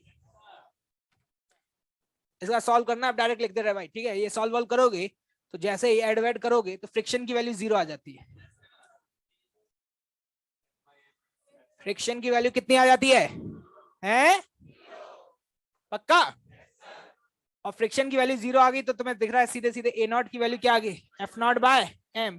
और अल्फा की वैल्यू आ गई F naught by M R. सारे पार्ट हो गए क्या सॉल्व? सरफेस तो रफ है, लेकिन फिर भी फ्रिक्शन लग रहा है? नहीं लग रहा? नहीं लग रहा।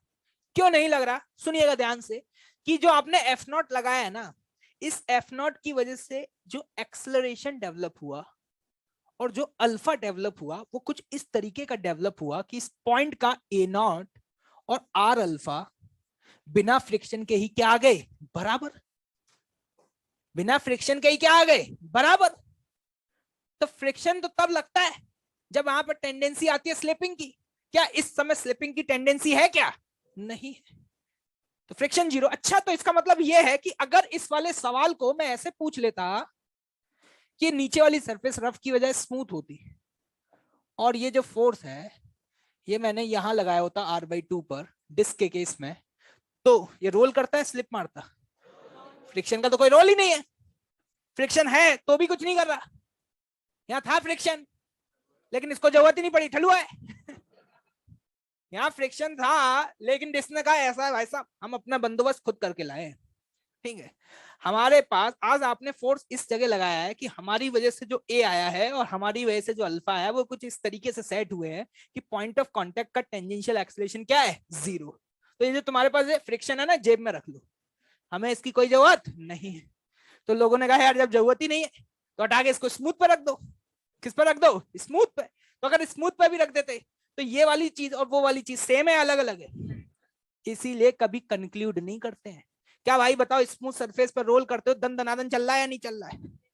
इसलिए ऐसे कंक्लूजन कभी ना निकाले कि स्मूथ पे रोल नहीं कर सकता, रफ पे रोल कर सकता। अरे हम तो स्मूथ पे भी रोल करा देंगे और रफ पे भी करा देंगे। कराया कि नहीं कराया? शुरू से डिस्क लेके चलें। क्वेश्चन नंबर 1 कहां लगा था, ऊपर। फ्रिक्शन कहां लगा, आगे की तरफ f/3, आगे की तरफ f/3। रोल किया, अगर इसी फोर्स को r/2 पे लगा दिया, कहां लगा दिया, r/2 पर, तो भी रोल किया और फ्रिक्शन की जरूरत नहीं पड़ी। क्लियर है भाई?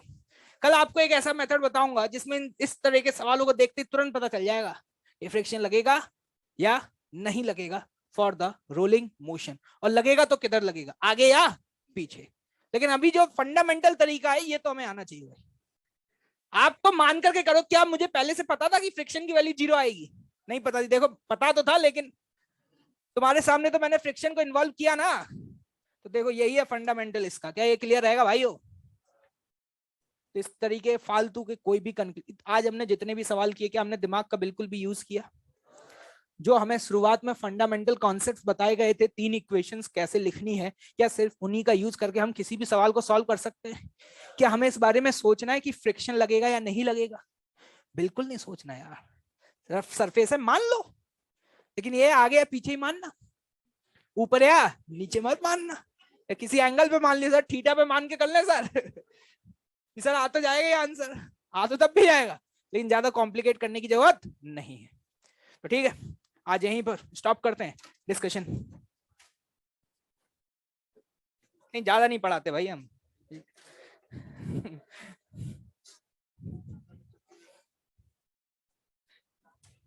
रेस निकालो फटाफट।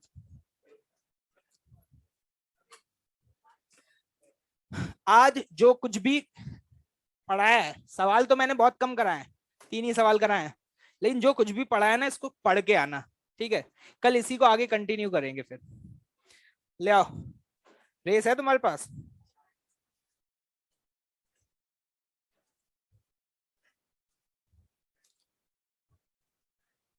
ए नालायक हो क्या बिल्कुल ही?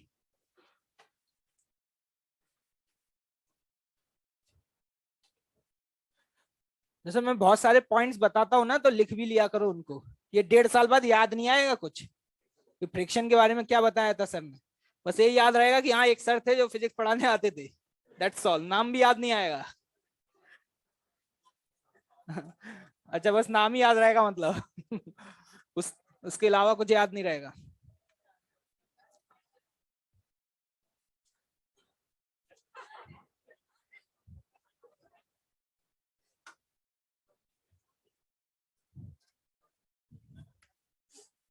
ए बातचीत नहीं। रेस नंबर 59 करके आए हैं सभी लोग? चलिए, करके आए हैं तो भी देखिएगा काफी अच्छी रेस है। ठीक है, बहुत सारे मेथड्स बताऊंगा सवालों को सॉल्व करने के।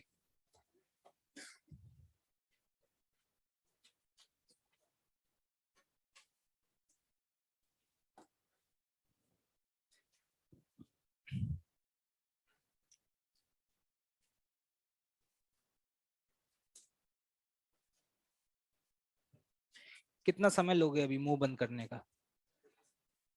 पैसा खिलाना पड़ेगा। सिक्के डले हैं 50-50 पैसे के, कल ले आऊंगा, भर दूंगा तुम्हारे मुंह में।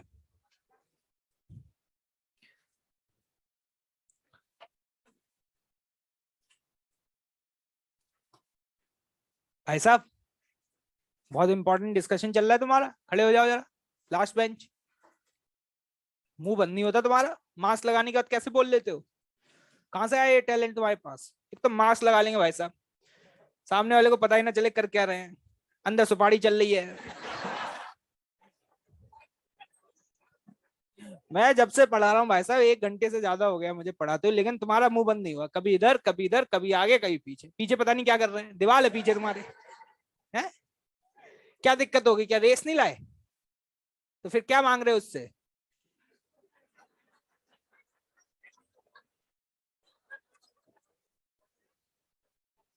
ऐसा लगता है शेयर करने, ले भाई थोड़ा तू ले ले, ये ले। नौटंकी। बैठो बैठो। वो भाई साहब कहाँ गए जिनको कल प्रसाद मिला था? Position change. आज लायो कॉपी? बस ठीक है। गजब का पंच था, सीधे यहाँ से वहां जंप कर गए। पावरफुल। चलिए मूव ऑन, डिस्कशन करने तो समय नहीं है।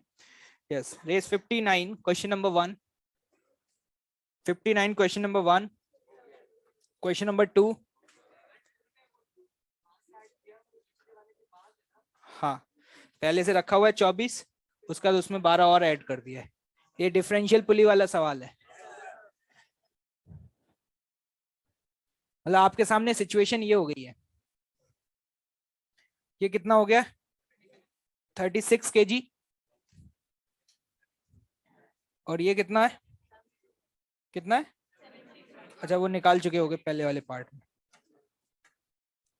ये है, और आपको अल्फा निकालना है। कर लिया सॉल्व? टफ तो नहीं लगा ना भाई? ये है 3r, और ये क्या था? r। ठीक है, मान लो इसका एंगुलर एक्सेलरेशन अल्फा है, तो इस पॉइंट का एक्सेलरेशन जो होगा वो होगा अल्फा इंटू 3r। ये डिफरेंशियल पुली है, कहानी सुनाई थी। और इसका जो एक्सेलरेशन है वो ऊपर की तरफ होगा अल्फा इंटू r, क्योंकि ये r डिस्टेंस पर कनेक्टेड है और ये 3r, तो दोनों का एक्सेलरेशन सेम नहीं है, डिफरेंट है। डिफरेंट है इसलिए नाम है डिफरेंशियल। ठीक है, तो अब इसके लिए फोर्स एनालिसिस कर लो, और इसके लिए टॉर्क एनालिसिस कर लो। 3 इक्वेशंस बनेंगे, उनको सॉल्व कर लो। क्या ऐसे सॉल्व किया ना? पक्का? ठीक है, मेथड नंबर 2 देखना।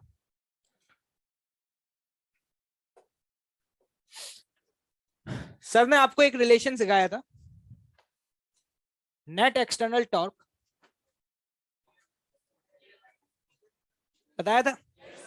ठीक है, ये बहुत ही यूजफुल है, देखने में तो ऐसा लग रहा है हाँ ठीक है ठीक है, लेकिन मेरे से पुली के सारे सवाल सिर्फ इस रिलेशन से एक लाइन में ही हो जाते हैं सॉल्व। अब वो तुम डाइजेस्ट कर पाओ तो कर लेना, बता मैं दूंगा। ठीक है, मैंने कहा कि हमेशा ऐसे पूरे सिस्टम का, इस पूरे को एक डिब्बे के अंदर कर दो बंद, और इस पूरे सिस्टम का लिखो क्या? L, angular momentum. क्या लिखो? एंगुलर मोमेंटम, एल लिखने जा रहा हूं। ठीक, इस ब्लॉक का लिखना है, ब्लॉक का मास कितना है? 36। कितना है? 36। M V, velocity. अगर इसका एंगुलर स्पीड ओमेगा है तो इसकी स्पीड होगी ओमेगा आर, होगी। ओमेगा आर का मतलब कितना? Omega into 3r, M V into R. क्या सही लिखा है? प्लस, पहली बार लिख रहा हूं इसलिए तमीज से लिख रहा हूं। दूसरे का 72 omega into R into R. हाँ हाँ हाँ, ये सॉरी, एम वी आर, तो ये आर कितना होगा? 3r। यहां पर एम वी स्पीड होगी ओमेगा आर इंटू आर। क्या कोई दिक्कत है? पक्का? ठीक है ना भाई? ये तो इन दो का है, लेकिन इस सिस्टम के अंदर पुली भी तो है या नहीं है? तो पुली का भी आएगा, वो कितना आएगा? आई ओमेगा। इसको बोला जाता है angular momentum of a system. ऐसा सवाल भी आया होगा आगे जाके इसी रेस में। इन दोनों ब्लॉक का लिख लिया, डायरेक्शन तुम देखोगे तो सबका डायरेक्शन बाहर की तरफ ही आ रहा होगा, R cross B, R cross B. Direction देखना आता है सबको? ठीक है,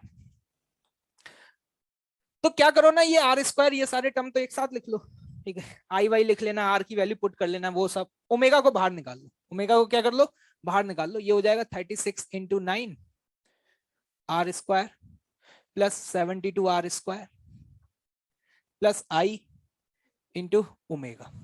अगर मैं इसको डिफ्रेंशिएट मार दूं, इंटरेस्टिंग बात है, पूरा कांस्टेंट होता है, सिर्फ ओमेगा का differentiation D omega by D T. इसको क्या लिख दूंगा, अल्फा। नहीं आया समझ?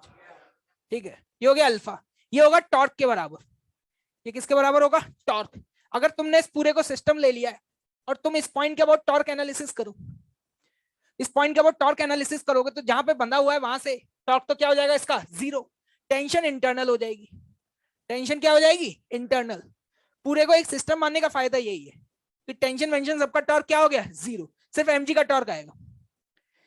यहाँ पे 36 जी और यहाँ पे कितना है 72 जी। तो यहां पर देखना टॉर्क क्या लिखूंगा, 36 जी इंटू 3R माइनस, क्योंकि देखो इसका टॉर्क तो अल्फा के सेंस में, लेकिन इसका टॉर्क अल्फा के अपोजिट है, माइनस 72 जी इंटू आर। इसको डिवाइड मार दो, अल्फा आ जाए। पहली बार लिखा है इसलिए थोड़ा सा समय लिया, लेकिन तुम एक दो बार आदत डाल लोगे तो अल्फा आ गया तो सब कुछ आ गया। अल्फा आ गया तो इसका एक्सप्लेनेशन आ गया, इसका आ गया, टेंशन आ गई, जो पूछा गया वो आ गया। ठीक है भाई, एल लिखो, एल को डिफरेंशिएट मार लो तो टॉर्क है। और टॉर्क ये एक्सटर्नल टॉर्क होता है। कौन सा टॉर्क होता है ये, एक्सटर्नल। और एक्सटर्नल इस बॉडी के ऊपर सिर्फ mg का ही टॉर्क आएगा, क्योंकि अगर इस पूरे को सिस्टम मान लिया तो टेंशन का टॉर्क तो क्या हो जाएगा, जीरो।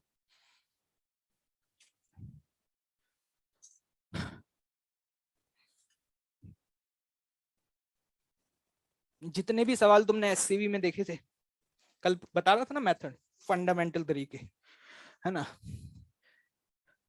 और जितने भी सवाल मैंने कराए थे वो हर सवाल इस तरीके से एक ही इक्वेशन लिख करके हो सकता है। ठीक है, उसमें आपको 3 इक्वेशंस बना करके फिर लेकिन वो आना चाहिए, वो स्टैंडर्ड मेथड है। मैं चाहता तो पहले दिन भी ये बता सकता था, लेकिन वो आना ज्यादा जरूरी है, क्योंकि अगर आप इक्वेशंस ही नहीं लिख पा रहे, आपको फोर्स एनालिसिस और टॉर्क एनालिसिस ही नहीं करना आ रहा है, तो फिर रिस्क है। क्योंकि ये मेथड हो सकता है कि कभी एकदम से स्ट्राइक ना करे, लेकिन वो फंडामेंटल मेथड है, वो अगर तुम्हें आता है तो हर सवाल हो जाएगा। आगे बढ़े भाई, it was the question number 2। Now come to the next question, question number 3। हाँ, टेंशन दोनों तरफ बराबर होगा, क्योंकि साफ साफ लिखा हुआ है कि जो थर्ड पुली है वो मासलेस है। क्या है, मासलेस। जिससे एम ब्लॉक हैंग किया गया है वो मासलेस पुली है, तो इसलिए tension on both of the side क्या होगी, सेम। तो अगर तुम बड़ी वाली पुली की बात करो C1 की, तो देखो C1 पे टेंशन T, डिस्टेंस कितना है 3R, मास कितना है 2m। मान लो इसका एंगुलर एक्सेलरेशन है अल्फा 1। सेंटर के अबाउट क्या टॉर्क एनालिसिस कर सकते हो, बताओ क्या लिखोगे इसके लिए, T into 3R is equal to I. अब देखो, अब लोग कहते हैं सर पुली के बारे में मुझे ये तो पता ही नहीं है कि पुली का मोमेंट ऑफ इनर्शिया क्या होगा। मैंने कहा कुछ भी हो, किसी भी बॉडी का जो मोमेंट ऑफ इनर्शिया होता है वो के टाइम्स ऑफ उसका मास इंटू आर स्क्वायर ही होता है। के की वैल्यू अलग अलग होती है, जैसे रिंग है तो 1 हो जाती है, डिस्क है तो 1/2 हो जाती है, स्पेयर आ गया तो 2/5 या 2/3 होता तो इसी फॉर्म में ना। तो मैंने कहा इस पुली का मोमेंट ऑफ इनर्शिया नहीं पता तो के इंटू एम, एम कितना है 2m, आर कितना है 3R का स्क्वायर। इक्वेशन नंबर, 1 मिनट, ये तो आई इंटू अल्फा 1, इक्वेशन नंबर 1। जिस तरीके से मैंने C1 के लिए इक्वेशन लिखी है, क्या उसी तरीके से आप C2 के लिए लिख सकते हो। दोनों तरफ टेंशन सेम होगी, क्योंकि नीचे वाली पुली रियल है आइडियल है, आइडियल। दूसरे के लिए क्या लिखोगे, T इंटू आर बराबर, उसके लिए भी कांस्टेंट तो सेम ही रहेगा ना, जो इस वाली पुली की शेप है वही उसकी शेप है, तो के तो सेम ही रहेगा, बस मास अलग अलग है, m into R square into alpha 2, equation number 2। दोनों को डिवाइड मार दो, अल्फा 1 बाय अल्फा 2 का रेशियो आ जाएगा। हाँ हो गई। होगा ही, सेम क्यों बोल दोगे?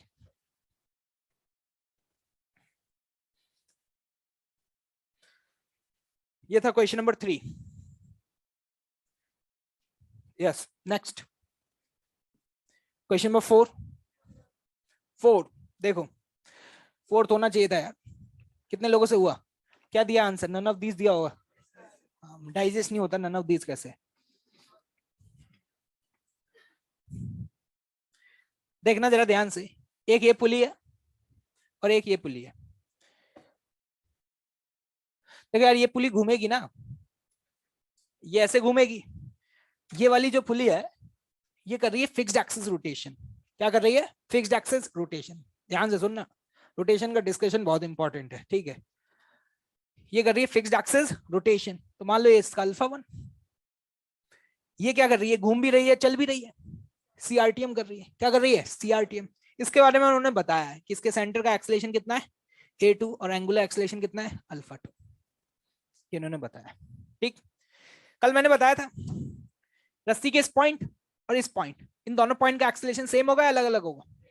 रेडियस दोनों का सेम है आई थिंक। ये भी आर है और ये भी आर है। अगर मैं आपसे पूछूं अल्फा 1 से घूम रहा है तो इस पॉइंट का एक्सेलेरेशन बताओ कितना लिखोगे? Alpha 1 into R. मानते हो? अब आते हैं इस पॉइंट पर। अगर ये चल रहा होता तो इस पॉइंट का एक्सेलेरेशन कितना होता? a2 होता। कितना होता? a2। और अगर ये घूम रहा होता तो नीचे होता है ऊपर होता? ऊपर की तरफ होता। कितना होता? r into alpha 2। तो अगर मैं पूछूं कि नेट इस पॉइंट का एक्सेलेरेशन कितना है, तो तुम बोलोगे a2 माइनस आर अल्फा 2, नीचे की तरफ a2। और इस पॉइंट का जो एक्सेलरेशन है क्या सेम होना चाहिए? लोगों ने कहा क्यों? मैंने कहा रस्सी इनएक्सटेंसिबल है, तो रस्सी के हर पॉइंट का एक्सेलरेशन क्या होगा? सेम। क्योंकि अलग अलग हुआ तो रस्सी की लेंथ चेंज हो जाएगी। रस्सी की लेंथ क्या हो जाएगी? चेंज। तो ये वाला और ये वाला एक्सेलरेशन सेम, मतलब a2 माइनस आर अल्फा 2 की वैल्यू किसके बराबर होनी चाहिए? अल्फा 1 इंटू आर के बराबर होनी चाहिए। ये सवाल तो और अच्छा पता है कब बनता है? इन दोनों का मास दे दो, इसका एम दे दो, एम दे दो, अब पूछ लो अल्फा 1 बताओ, अल्फा 2 बताओ, आर बताओ। नहीं समझे? यहाँ तो सिर्फ रिलेशन पूछा है। डायनेमिक्स में कैसे पूछेगा सवाल कि भाई साहब इसका मास एम है, इसका मास एम है, बताओ कि अल्फा 1 क्या होगा, अल्फा 2 क्या होगा? इस तरीके कल करेंगे ऐसा सवाल, ठीक है? हैं? ऐसे कैसे मान लोगे? चल रहा है क्या इधर? तुम खुद सोचो, ये लुढ़केगा तो ऐसे लुढ़केगा कि ऐसे ऊपर चढ़ने लग जाएगा? कौन चढ़ाएगा उसको ऊपर? ये रस्सी ऐसे।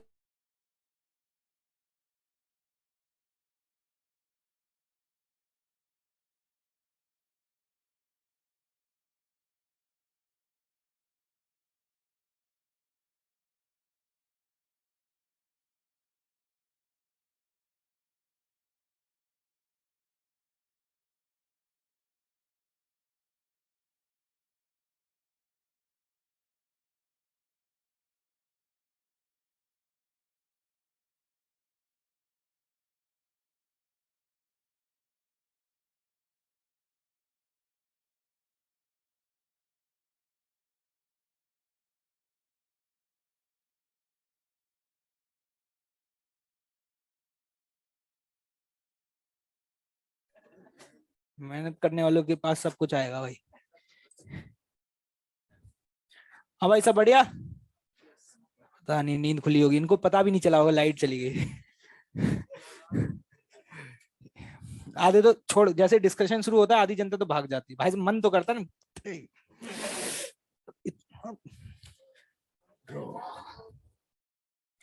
चलिए कोई दिक्कत नहीं, ठीक है। Yes, question number 5। 5 हो गया पक्का? क्वेश्चन नंबर 6, ठीक है। क्वेश्चन पढ़ा तो है तुमने?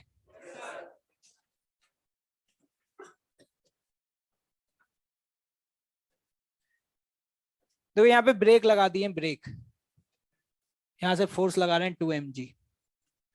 पहले तो ये समझो कि हो क्या रहा है। ये यहाँ से ऐसे फोर्स लगाएगा तो यहाँ पे नॉर्मल लगा, और ये ऐसे घूम रहा है तो फ्रिक्शन है, तो फ्रिक्शन लगेगा। तो फ्रिक्शन इधर लगेगा, कितना लगेगा फ्रिक्शन? म्यू इंटू एन, और एन की वैल्यू कितनी है? 2 mg। ऐसी तो लगते हैं साइकिल वगैरह में ब्रेक, देखे हो कभी साइकिल वगैरह में ब्रेक, यूं प्रेस करते हैं तो क्या करते हैं, वो जो रबर पैड होता है वो जाकर के रिम से टच होता है तो ऐसे नॉर्मल लगाता है, तो हम तो नॉर्मल लगाते हैं, फिर नॉर्मल बढ़ता है तो फ्रिक्शन बढ़ता है, तो उस पर टॉर्क आ जाता है अपोजिट सेंस में। ये कहानी है। बस इंटरेस्टिंग बात, पहले ऐसे घूम रहा था है ना, लेकिन जैसे इस पे ब्रेक लगाए ना तो इसका ओमेगा तो इधर होगा लेकिन इसका अल्फा इधर होगा, क्योंकि ओमेगा कम होने लग गया ना यार, ब्रेक लगाते ही ओमेगा बढ़ता है क्या, क्या होता है कम। अगर ओमेगा कम हो रहा है तो इसका मतलब ओमेगा और अल्फा का सेंस सेम है, अपोजिट है, अपोजिट है। तो इसका मतलब ये हुआ कि अगर अल्फा का सेंस ये है तो इसके एक्सेलरेशन का सेंस ये होगा। यहां पे मान लो टेंशन क्या है, T, just go with fundamental, जो चल रहा है उसके लिए फोर्स एनालिसिस, जो घूम रहा है उसके लिए टॉर्क एनालिसिस। चल कौन रहा है ये, इस पर नीचे इधर कुछ लग रहा होगा mg sin थीटा, मैं बस इक्वेशन लिखूंगा, वैल्यू तुम पुट करना, ठीक है। टेंशन, क्योंकि एक्सलेशन की दिशा में खींचने वाला force, tension minus mg sin theta बराबर क्या लिखेंगे, m इंटू ए, इक्वेशन नंबर 1। क्लियर है सभी को। अब करते हैं इसके लिए टॉर्क एनालिसिस। इसके लिए अगर टॉर्क एनालिसिस करोगे तो देखो यहाँ पे टेंशन इधर है टी और फ्रिक्शन इधर है, फ्रिक्शन का टॉर्क तो अल्फा के सेंस में, लेकिन टेंशन का टॉर्क अल्फा के अपोजिट है।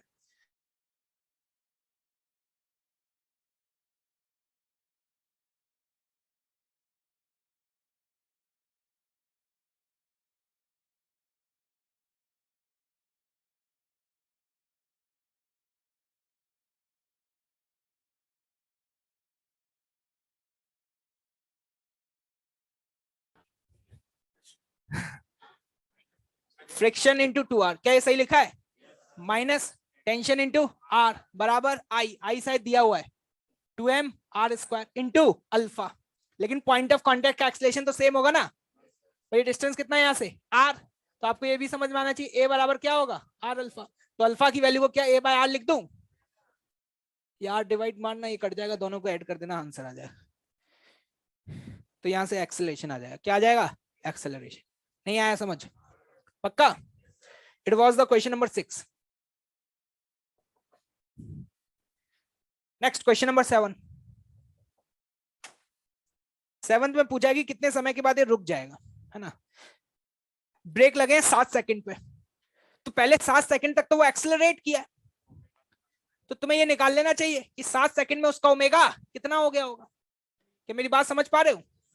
अगर तुम ओमेगा निकालना चाहोगे तो ऐसे लिखोगे, omega equal to omega naught plus alpha into T. अगर तुमने पहला पार्ट सॉल्व किया 5वां, तो कितना आ रहा है आंसर, 2 आ रहा है, तो ये तो 0 हो गया, तो वो 2 आ रहा है, तो यहाँ पे लिखूंगा 2 by R into T, T कितना 7, इतना ओमेगा था, 7 सेकंड बाद इतना ओमेगा हो चुका था। क्या ये बात समझ आई। अब लगा दिए इसके बाद तुमने ब्रेक, अब ये ओमेगा धीरे धीरे कम होगा, फाइनली क्या हो जाएगा 0।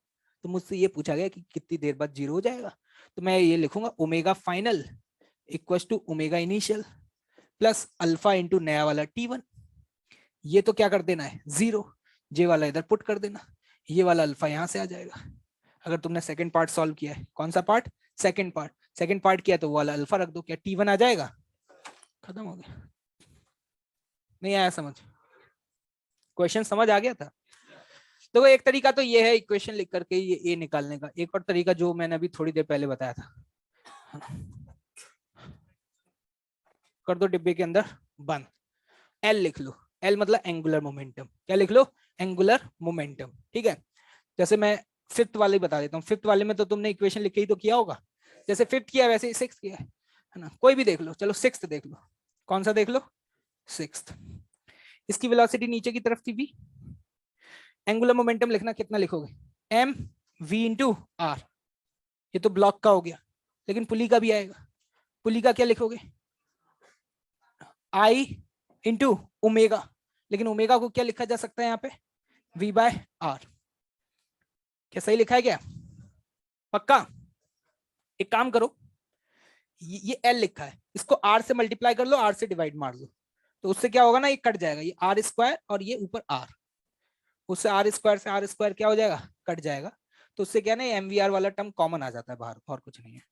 तो कितना हो जाएगा 2 mvr 3 mv, या 3m r इंटू वी। देख लो आराम से, सही लिखा है या नहीं लिखा है? ओमेगा को मैंने v बाय आर लिख दिया, तुम सिंप्लीफाई करोगे तो यही मिलेगा। तुम कुछ लिखना चाहो तो लिख लो, r से r कट जाएगा तो ये बन जाएगा कितना, 3m rv। ये l आ गया, ये क्या आ गया, l। इसको डिफरेंशिएट मारोगे तो टॉर्क बनेगा, बनेगा टॉर्क। तो ये तो कांस्टेंट है, और v क्या हो जाएगा, a। dv बाई dt क्या होता है, a। तो अगर मेरे से कोई टॉर्क पूछे तो टॉर्क लिखूंगा 3m r इंटू a बराबर बराबर टॉर्क। टॉर्क बराबर, अब टॉर्क पूरे सिस्टम पे लिख लो। पूरे सिस्टम पे अगर टॉर्क देखोगे तो यहां पर external force mg sin theta है। कितना है, mg sin थीटा। फर्स्ट वाले पार्ट की बात कर रहा हूं। दूसरे वाले पार्ट की बात करोगे तो external force mg sin theta भी आ जाएगा, फ्रिक्शन भी आ जाएगा। लेकिन अगर पहले वाले पार्ट की बात करूं तो सिर्फ कितना है, mg sin थीटा। तो ये लिखोगे mg sin theta into r। ए आ गया, क्या आ गया, ए। देखो कितना आ रहा है, mg sin थीटा, थीटा की वैल्यू कितनी है 37, आर आर कट गया 37, 6/3 2 आ रहा होगा फर्स्ट पार्ट का आंसर।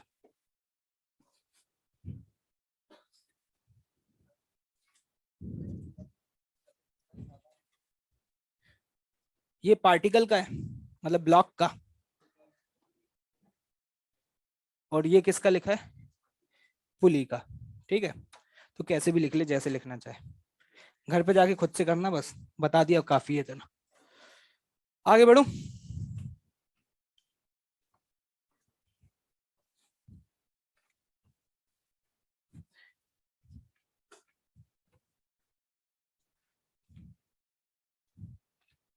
Yes, question number 8। हाँ, क्वेश्चन नंबर 8 में एक इंटरेस्टिंग बात यह है कि यहां पर यह लिखा हुआ है, लास्ट वाली लाइन पढ़ो, the axis of symmetry of a disc system remains stationary. इसका मतलब क्या है, ये है बेटा,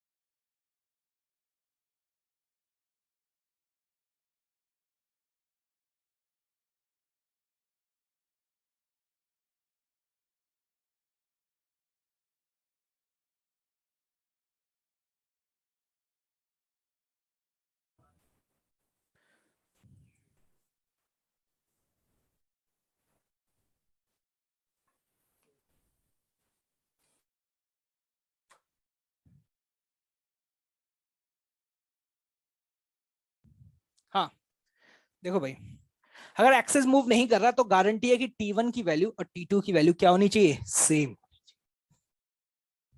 ये है इंपॉर्टेंट। इसके बाद तो बहुत सिंपल सा क्वेश्चन है, इक्वेशन लिखो और क्या कर लो, सॉल्व कर लो। नॉर्मल सा वैसी क्वेश्चन हो गया जैसे डिफरेंशियल पुली वाला होता है। ठीक है, हो जाएगा सॉल्व। ठीक है, कैसे भी कर लो, डिफरेंशियल पुली या इस मेथड से कैसे भी सॉल्व कर लो, आंसर आ जाएगा एक ही लाइन में। कर पाओगे इसके बाद? इसके लिए टॉर्क एनालिसिस, और ब्लॉक के लिए क्या करना है, फोर्स एनालिसिस। हाँ मुंह खोल, अभी सीआरटीएम कर रहा होता तो रेस्ट पे होती है।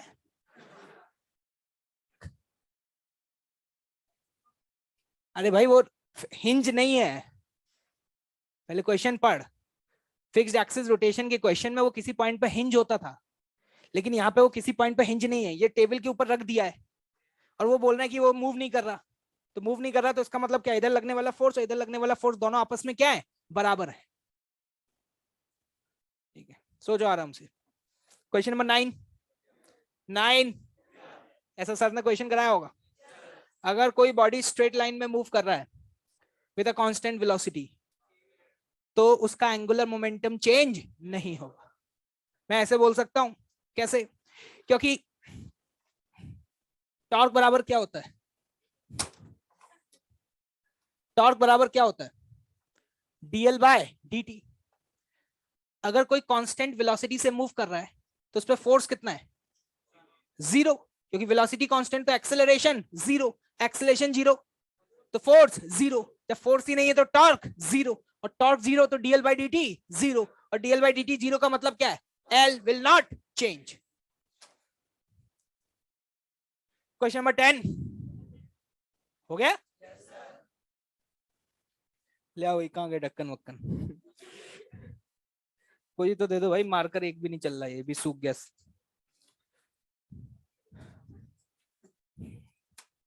अबे निकाल लो जल्दी, घंटी बज जाएगी तब निकालोगे। शीट निकालो फटाफट, एससी भी निकाल लो, शीट भी निकाल लो, बस अभी कर रहे हैं। कोई मार्कर तो दे दो जो चल रहा हो यार। अच्छा अच्छा, एक इधर रखा हुआ है, ठीक है। कोई पूछ रहा है कि क्वेश्चन नंबर 6 की सेकंड इक्वेशन कैसे लिखी, ऑनलाइन वाले तालिबान भैया देखो, ये टॉर्क है, क्या है बेटा, ये टॉर्क।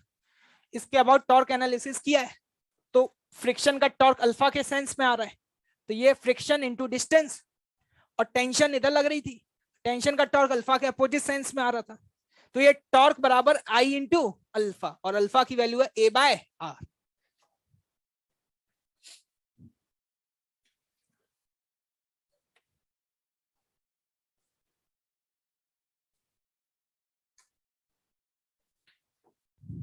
ए 33 पी और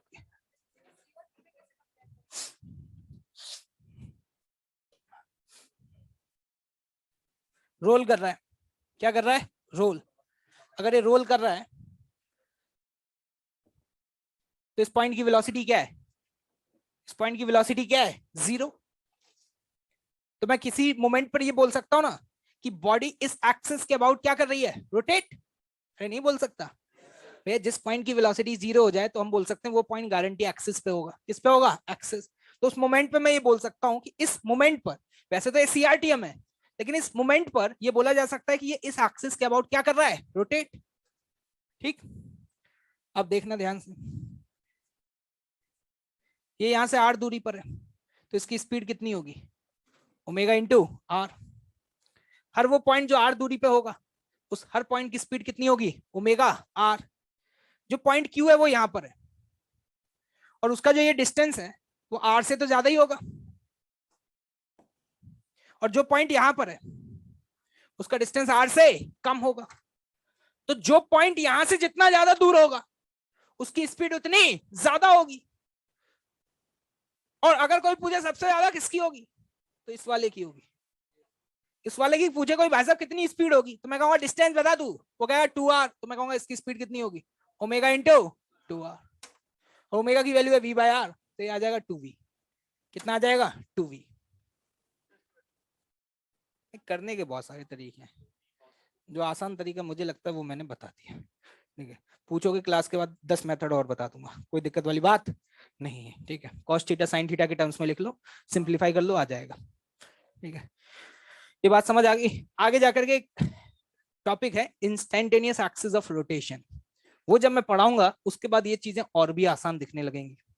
क्वेश्चन नंबर 34 हो गया, 35 बोलो, मुंह खोलो।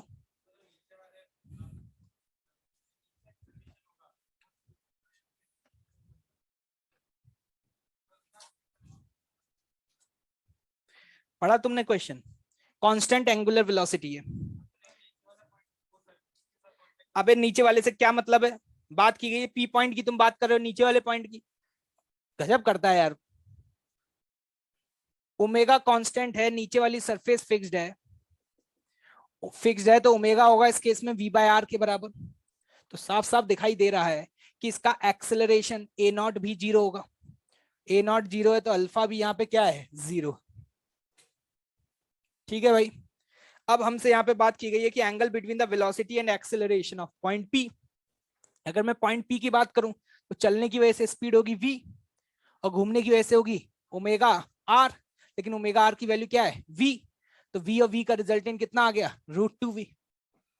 तो इस पॉइंट की स्पीड √2v होगी। अब बात कर लेते हैं एक्सेलरेशन। अब देखो एक्सेलरेशन एक तो होता था ए नॉट, लेकिन वो तो क्या है, जीरो। अब घूमने की वजह से दो होते थे, एक एसी और एक एटी। एसी तो होगा अभी इसके पास, एसी तो कितना होगा, ओमेगा स्क्वायर इंटू आर।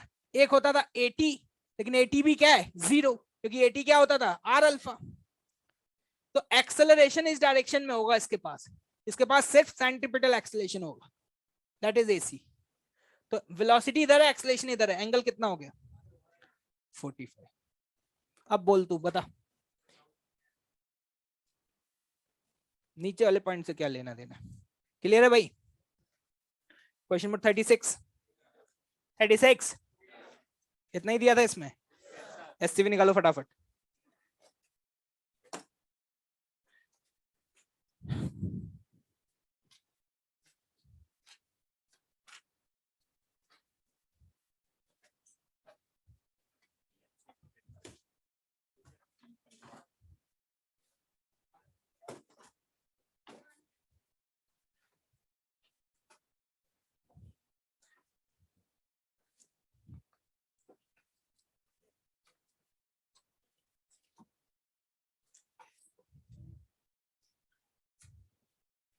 अभी मैं यहाँ से स्टार्ट कर रहा हूँ 50 से, कंजर्वेशन ऑफ एंगुलर मोमेंटम के जहां से क्वेश्चन है, पीछे के थोड़ी देर में डिस्कस करूंगा, ठीक है, क्योंकि जल्दी हो जा। 5050, 5050 करके आए हो, डाउट है, किया है, बिना किए डाउट किया है कुछ, ठीक है। क्या नाम था तुम्हारा, नैना देवी? तो किसी को किसी भी नाम से पुकारा जाए, लेकिन ये सिर्फ मैं ही बुला सकता हूँ। अगर मुझे एक कंप्लेन मिली कि बच्चे और दूसरे भी बुलाते हैं, तो भाई साहब उनका झंडू बाम बना दूंगा, मैंने बता दी। 50, 50 में किसी को डाउट? 51 हो गया, 52 पे बिना किए हो गए क्या? लास्ट बेंच करके आया है, कॉर्नर खड़े हो जा। हाँ, अबे नालायक, ऐसी भी कहाँ है तेरी, है लाना भूल गए। तुम कैसे आ गए बे? अच्छा है यार। ऐसे अगर किसी एक एक इंडिविजुअल स्टूडेंट को पूछ लो ना, कॉन्फिडेंस इतना बढ़ा देते हैं ना कि अरे गजब, लाना ही भूल गए। है, खरीदी है, झूठ क्यों बोल रहे हो? कौन सी बुक की बात चल रही है, हैं? तुम लोगों को ये लगता है ना कि मुझे कुछ पता नहीं चलता, तुम लोग यही सोचते हो ना पीछे वाले।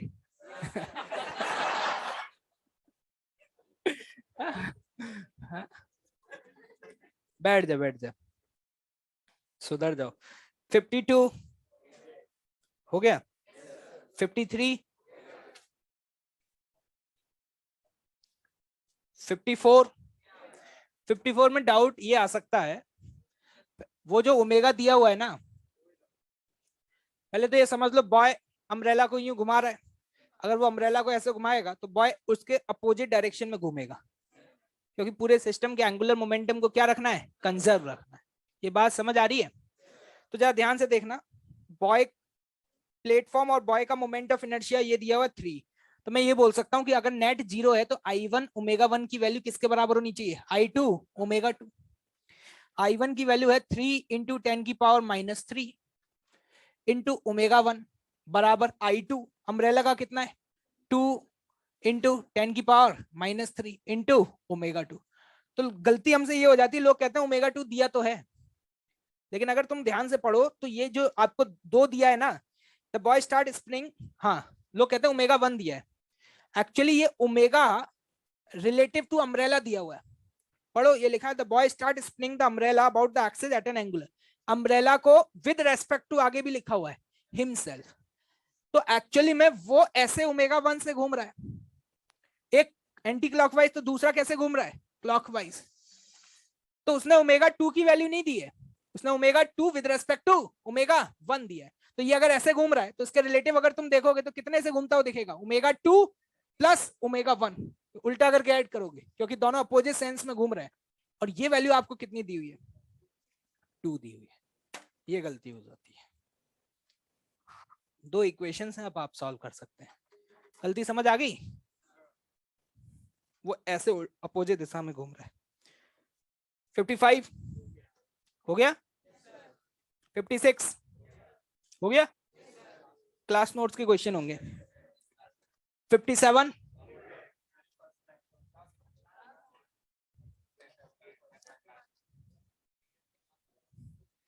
58 क्लास नोट्स पक्का?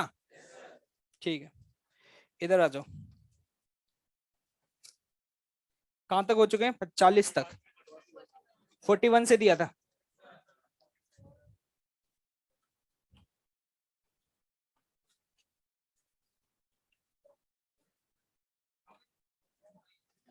ये क्या चल रहा है अभी? अच्छा, ये सब करोगे तुम यहाँ? 41A। देखो डाउट है तो हैंड रेज कर देना, ठीक है? नहीं पूछोगे तो मैं बताऊंगा नहीं, क्योंकि मुझे लगेगा सबने कर लिया है, ठीक है? फिर इधर उधर भटकते फिरोगे। 41, ठीक है, देखते हैं। हाँ, थोड़ा सा अप्रोक्सीमेट आएगा। हाँ वो तो ठीक है। सवाल देख लो क्या है। ये लैडर है, बातचीत नहीं यार। 10 मीटर मास दिया हुआ है लैडर का। इसका लेंथ है 10 मीटर, और जो मास है वो कितना है? 16 kg, ये गिवन है। Vertical wall making an angle of 30 against a vertical wall making, पहले तो ये वाला एंगल दिया ना, आई थिंक पहले तो ये गलती होती है। ये एंगल 37 दिया हुआ है। The vertical wall is frictionless, ये स्मूथ है, but the ground is rough. Electrician weighing 60 kg climb up the ladder if he stay at the ladder at a 0.8 metre. यहाँ पर एक इंसान और बैठा हुआ है, इसका खुद का मास कितना दिया हुआ है? 60 kg। ये सब दिया हुआ है क्वेश्चन में, पढ़ रखा है ना question? What should be the minimum coefficient, normal force, फलाना ढिलाना और झटका, ये सब बता दो, ठीक है? देखो ध्यान से, ऐसा क्वेश्चन हम कर चुके हैं, लेकिन हमारे वाले क्वेश्चन में ये आदमी नहीं था। इस बार आदमी भी बैठ गया, लेकिन अपन को कोई दिक्कत की बात नहीं है। मतलब मेरा तो ये पूरा सिस्टम है, रॉड प्लस इलेक्ट्रिशियन, ठीक है? मैंने मान लिया यहाँ से लग रहा है नॉर्मल N1, यहाँ से लग रहा है फ्रिक्शन F1, यहाँ से नॉर्मल लग रहा है इधर N2, ठीक है? अब mg एक तो इसका लगेगा, जो कि यहाँ से 5 मीटर पे होगा, क्योंकि रॉड की टोटल लेंथ कितनी है? 10 मीटर। 8g, sorry 16g। और एक ये लगेगा यहाँ पर 60g, और ये डिस्टेंस है 8 मीटर, ठीक है? ये 53 डिग्री। इक्विलिब्रियम है सिस्टम, तो फोर्स एनालिसिस और टॉर्क एनालिसिस। तो सबसे पहले एक्स एक्सिस के अलोंग फोर्सेस को बैलेंस कर लें। तो एक्स एक्सिस के अलोंग इधर N2 लग रहा है, नीचे से क्या लग रहा है? F1। तो पहली इक्वेशन तो ये आ जाएगी, N2 बराबर F1, इक्वेशन नंबर 1। ना N2 पता ना F1, कुछ नहीं हो सका। दूसरी इक्वेशन y के अलोंग, y के अलोंग N1 ऊपर लग रहा है, लेकिन 2 mg नीचे लग रहा है, तुरंत ही N1 आ जाएगा। ऊपर वाला फोर्स बराबर नीचे वाला फोर्स, ये हो जाएगा 76g, ये आ गया सीधे N1। क्लियर है भाई बात? ठीक है, लेकिन सिर्फ फोर्स एनालिसिस करने से काम नहीं चलेगा, आपको टॉर्क एनालिसिस भी करनी होगी। तो अब हम यहाँ पे टॉर्क एनालिसिस इसके अबाउट कर लेते हैं। करने को आप किसी भी अबाउट कर सकते हैं, लेकिन इसके अबाउट करने से दो अननोन फोर्सेस का टॉर्क क्या हो जाएगा? 0। और यहाँ पे जो ये mg लग रहा है, ये mg इस रॉड को ऐसे घुमाना चाहते हैं, इस mg के टॉर्क को नॉर्मल का टॉर्क क्या करेगा? बैलेंस। नॉर्मल ऐसे लग रहा है, परपेंडिकुलर डिस्टेंस, अब तो टॉर्क लिखना आ ही गया होगा। ये आपको समझ में आ रहा है? ये 53 डिग्री है, तो ये 8 मीटर हो गया। कितना हो गया? 8 मीटर। तो नॉर्मल का टॉर्क क्या लिखोगे? N2 into 8। क्या ये क्लियर है भाई? बराबर। अब लिखते हैं इसका टॉर्क। ये डिस्टेंस कितना होगा? 3 मीटर। कैसे आया? 5 cos 53। ये समझ आ रहा है? ये परपेंडिकुलर डिस्टेंस, क्लियर है? और अगर ये डिस्टेंस लिखना चाहते हो ये, तो ये होगा 8 cos 53। समझ में आ रहा है? तो N2 के टॉर्क को mg का टॉर्क बैलेंस करेगा। तो पहले तो 16g का लिख लेते हैं, 16g into 3 metre, plus 60g का लिख लेते हैं, 60g इंटू ये वाला डिस्टेंस, और ये वाला डिस्टेंस cos 53। cos 53 की वैल्यू 3/5, तो 24/5। जैसे इसको सॉल्व करोगे तुरंत N2 आ जाएगा। जैसे N2 आ गया, F1 पता चल गया, F1 पता चल गया, तो म्यू पता, जो भी पूछा गया सब पता चल गया। ठीक है, होना चाहिए था ये सवाल।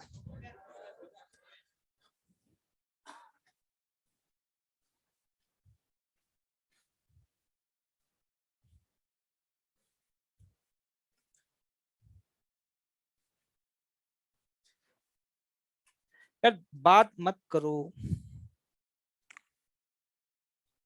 कितनी बार बोलूं यही बात, हर 10 मिनट बाद भिन बनाना शुरू कर देते हो तुम लोग।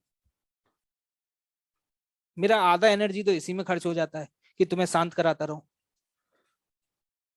क्या डिस्कशन कर रहे हो यार, इतना टाइम कैसे मिल जाता है तुम लोगों को, है? मुझे तो नहीं मिल पाता सांस लेने का भी टाइम। मुझे क्वेश्चन पढ़ना होता है, एक्सप्लेन करना होता है, फिर आगे भी बढ़ना होता है, अगला क्वेश्चन देखना होता है।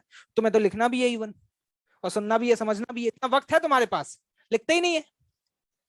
ये जितनी भी चीजें मैं बता रहा हूँ ना, जितने भी ऑल्टरनेटिव मेथड्स, ये मेथड, ये सारी चीजें अभी अच्छी लग रही हैं। 15 दिन होने दो, हवा भी नहीं लगेगी, कुछ याद नहीं आएगा अगर नहीं लिखोगे तो। और लिखने की आदत ही नहीं है। सॉल्यूशंस है तो हमारे पास, देख लेना सॉल्यूशंस। मैं भी देखना चाहता हूँ कितने लोग सीख जाएंगे सॉल्यूशन देख करके। इंसान को कोई चीज मिल जाती है ना तो उसकी कदर करना भूल जाता है। जब वो चीज चली जाती है ना तब उसकी कदर समझ में आती है। और तुम्हारे साथ यही दिक्कत हो रही है। लोग यहाँ तरसते हैं डिस्कशन के लिए। यहाँ हम डिस्कशन करते हैं तो लोग हवाबाजी करते हैं।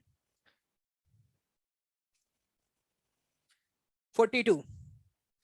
Find the maximum weight of a mechanic would go up and do the work from the same position of a ladder.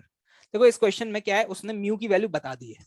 मतलब तुम्हें यहाँ पे जो फ्रिक्शन लगाना है ना F1, ये तो और ही आसान हो गया। यहाँ पे तुम्हें जो फ्रिक्शन लगाना है वो डायरेक्टली म्यू N1 लगाना है। कितना लगाना है? Mu N1। तो तुमने अगर फ्रिक्शन म्यू N1 लगा दिया तो N2 की वैल्यू पता चल गई। तो वो आपसे ये पूछ रहा है कि ये मैक्सिमम वेट कितना हो सकता है। तो देखो मैं यही वाली इक्वेशन लिखूंगा। मैं बोलूंगा N2, लेकिन N2 की वैल्यू किसके बराबर है? F1।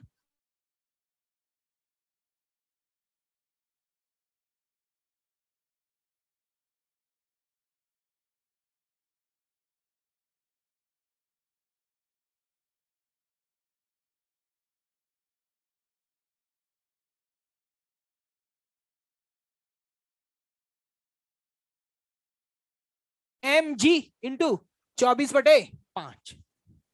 और N1 की वैल्यू तुम्हें दी हुई है कितनी? 76g। सॉरी, इस बार 76 नहीं रहेगी, इस बार हो जाएगी 16 प्लस m इंटू जी। तो इसको सॉल्व करके m आ जाएगा।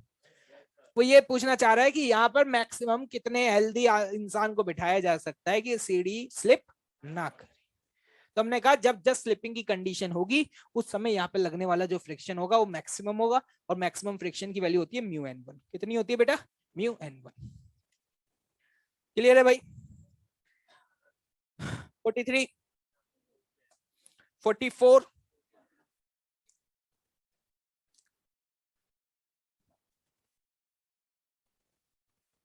देखो पहले तो ये समझ लो, ये अलमीरा है। इसकी हाइट आपको दी हुई है 6 फीट, ठीक है। वाइड है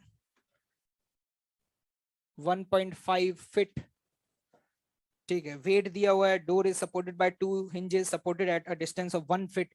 ये यहां पर है, इधर ये यहां पर है। और ये डिस्टेंस 1 फीट है, ये डिस्टेंस भी 1 फीट है। और इनके बीच की दूरी कितनी हो गई? 4 फीट। पहले तो ये समझ लो, ये ऐसा कुछ डोर है, ठीक है। इसके बाद क्या बोला गया? If a magnitude of force exerted by the hinges on the doors are equal then find the magnitude. हमने ये बोला गया है कि ये जो हिंजेस फोर्स लगा रही हैं इनका मैग्नीट्यूड क्या है? सेम है। तो एक बात तो ये समझ लो, अगर यहां पर ऊपर N1 लगा तो यहां भी ऊपर क्या लगेगा? N1 ही लगेगा। और यहाँ पे नीचे इसका mg लग रहा है, तो N1 की वैल्यू तो आ गई। उस दिन एक ऐसा सवाल आया था जिसमें ये बोला था कि यहाँ पे गारंटी से बोल सकता हूँ, यहाँ पे अगर इधर N2 लगा तो इधर, और ये मुझे पता है कि नीचे N2 इधर लगेगा, क्योंकि इसके अबाउट अगर टॉर्क एनालिसिस करूंगा तो देख लेना ओवन में क्वेश्चन आया। तो mg का टॉर्क इस डोर को ऐसे घुमाएगा, लेकिन उसको घुमाना नहीं है, तो N2 का टॉर्क उसको क्या करेगा? बैलेंस करेगा। ये है कहानी। इंटरेस्टिंग बात यह है कि अगर वाई डायरेक्शन में फोर्सेस को बैलेंस करोगे तो ऊपर वाला फोर्स बराबर नीचे वाला फोर्स। ऊपर वाला फोर्स है 2N1 जो कि mg के बराबर होगा। किसके बराबर होगा? mg। कितना दिया हुआ है मास? 8 kg, 8g। क्या N1 आ जाएगा? लोग कहते हैं सब बराबर क्यों ले लिए? क्योंकि क्वेश्चन में दिया हुआ है having a same magnitude, having a same. दूसरा क्या करो, इस पॉइंट के अबाउट टॉर्क एनालिसिस कर लो। अगर आप इस पॉइंट के अबाउट टॉर्क एनालिसिस करेंगे तो जो mg का टॉर्क है और जो N2 का टॉर्क है वो एक दूसरे को बैलेंस करेंगे। क्या समझ में आ रहा है? क्योंकि इस पॉइंट के अबाउट तो इन दोनों हिंजेस का टॉर्क क्या हो जाएगा 0, N1 का भी क्या हो जाएगा 0, बचेगा सिर्फ किसका N2, और N2 का टॉर्क कितना लिखोगे N2 इंटू 4, नहीं आया समझ, और mg का टॉर्क कितना लिखोगे mg 8g, और ये डिस्टेंस कितना है 1.5 डिवाइडेड बाय 2, यहां से N2 आ जाए, पहले से N1 दूसरे से N2, कन्वर्ट मत करने लग जाना फिटबिट को, मीटर सेंटीमीटर में लगे हुए हैं, जरूरत नहीं पड़ती, वो सब कट जाते हैं क्योंकि इधर भी फिट है, क्योंकि टॉर्क एनालिसिस करोगे तो इधर भी फिट है उधर भी फिट है। ठीक, समय खत्म हो रहा है, कितने 3-4 बचे हुए हैं। ठीक है, 45 क्वेश्चन इंपॉर्टेंट है, ये सेम सवाल जेई एडवांस ने पूछा था 2018 में। ठीक है, हाँ नेक्स्ट कल करूंगा इसको डिस्कस, होमवर्क लिख लो फटाफट।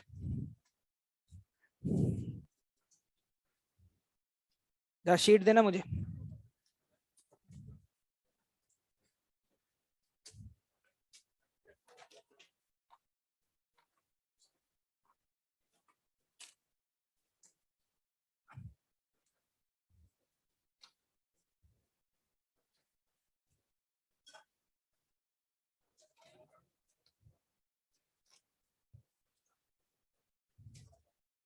O2 O2 में समय दीजिएगा, क्वेश्चंस पे वक्त लगेगा। O2 में 1 से 5, O2 में 1 to 5,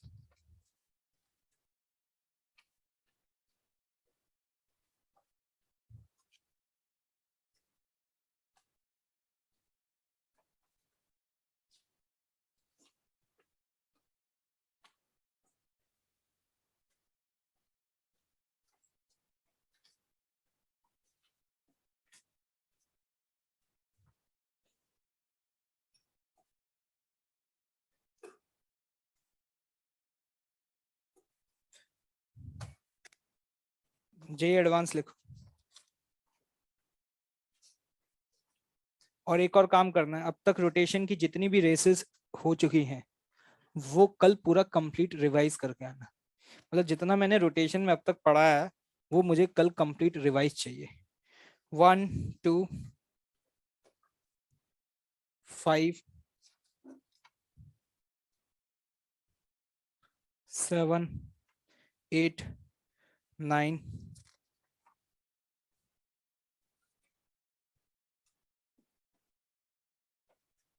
14 15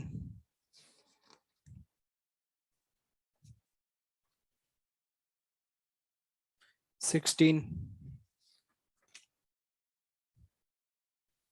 18 19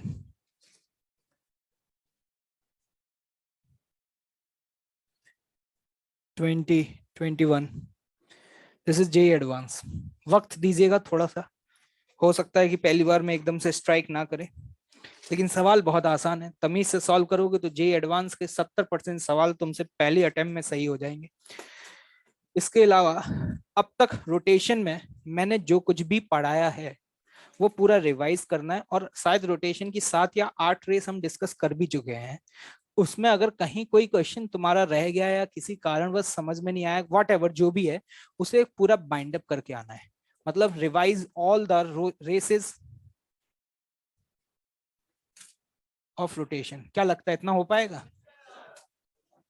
पक्का करके आओगे? चलिए भाई, कल मिलते हैं फिर। रुक जा।